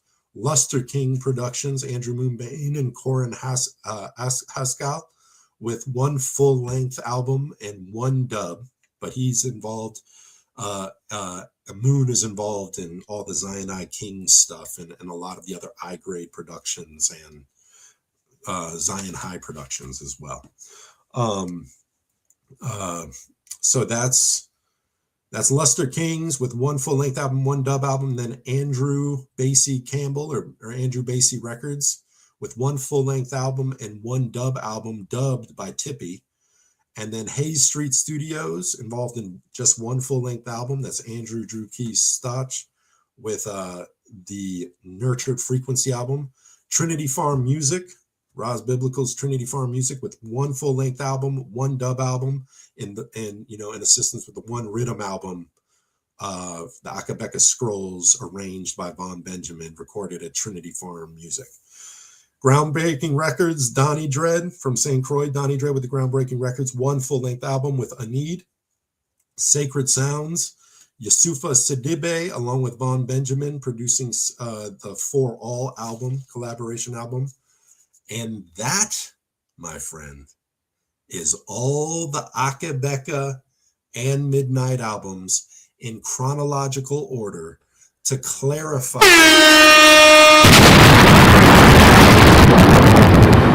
who was involved, when they came out, what order they were in, and all the people that deserve their flowers for all the creative work that they aided and abetted the Honorable Von Andre Benjamin, Akae BEKA, with creating and gifting to us, or as he would say, the Most High created that.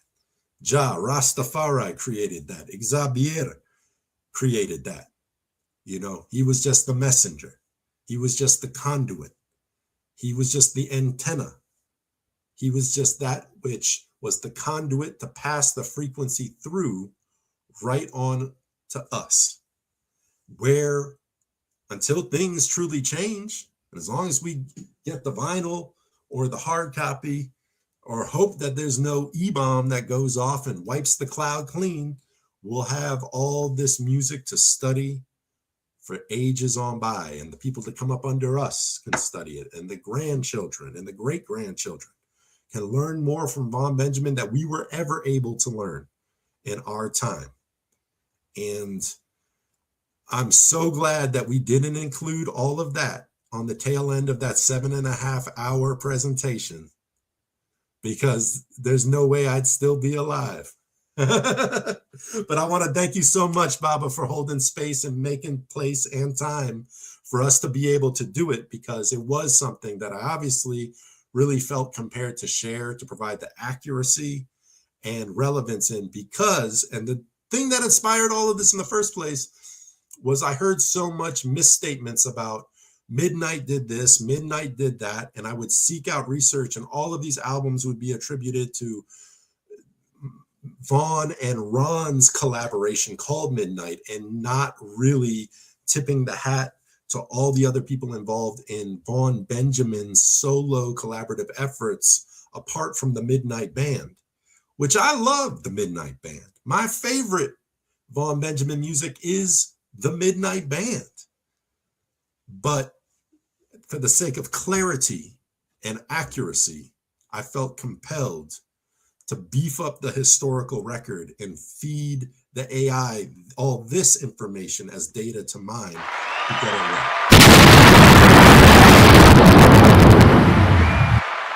That being said, I want to thank you so very much, Baba. and Baba TV Universe family and friends for allowing us to just do it again. And hopefully again and again and again, as long as there's breath in this body and light in this world, you know, we're desperately going to be seeking to share that light in all the places of darkness that seem to be closing in. So I want to thank you so much, Baba, and I really appreciate you, and all my love to you and the Baba TV family and Baba TV Every Time Fire, where it's every time fire. And we burning out hypocrite and liar. And anyone carrying that bag of wire, well, you can go run and tell it from the mountain now, because it's all out. It's all out. So big up yourself, Bob. Enough love and respect. Yo, this is Mr. AT, otherwise known as Amlak Tafari, or you could say the international reggae ambassador. A-Lives, baby. All right, it's Indeed from Steel Pulse. You better know. I will. You are tuning into Baba TV. That's right. Every time fire, every time, you know. Street consciousness, Rastafari vibes. That's right. Whole heap of interviews, whole heap of things to learn from. Archives.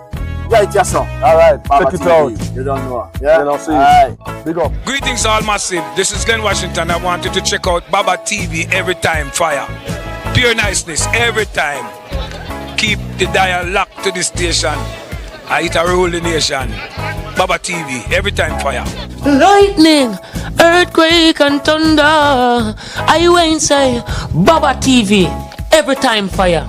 This is Rashilo representing for Baba TV Every Time a Fire. Holy Emmanuel I King Selassie I Jah Rastafari to the world. Man as my brother Selassie I live in. Jake from Soja. Big up Baba. Keep it strong, keep it locked. Peace. Yeah, man, Mr. Most definitely Jerry represent for Baba Every Time Fire. Mr. Yo, Baba TV, keep it locked. Boom. Yo, Wagwan world. This is Jordan Blackamore right here coming at you. And it's all about Baba TV Every Time Fire. Big up my brethren, Baba salute. Log on and check the fire every time.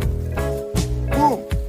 I do this not for fame, so that girls can scream my name. I do this for you. Yes, Baba TV, we do this for you. Every time fire show, keep the fire blazing. Baba, big up yourself. Divinity, messenger singer, the first. Baba TV, I'll point us, Baba T, Every Time Fire, respect. Bless the love, this is Kabaka Pyramid, representing for Baba TV Every Time Fire. You know, says more fire, more upliftment, more consciousness. Kabaka Pyramid, that's it. Bless the love. The one your name Baba TV. Them say that them bodies are the Bada TV. Tell them this are the Dada and the Mother TV. Alright then, and a boss and a brother TV. Alright, tell them say a Baba TV. You're the king of fight, they're not keeping it locked. They're not Baba TV, can't quote. Good over evil, life over death, money over war. Righteousness is all the nation. Sin is a reproach to anyone already. Baba TV, that we are praying. More fire.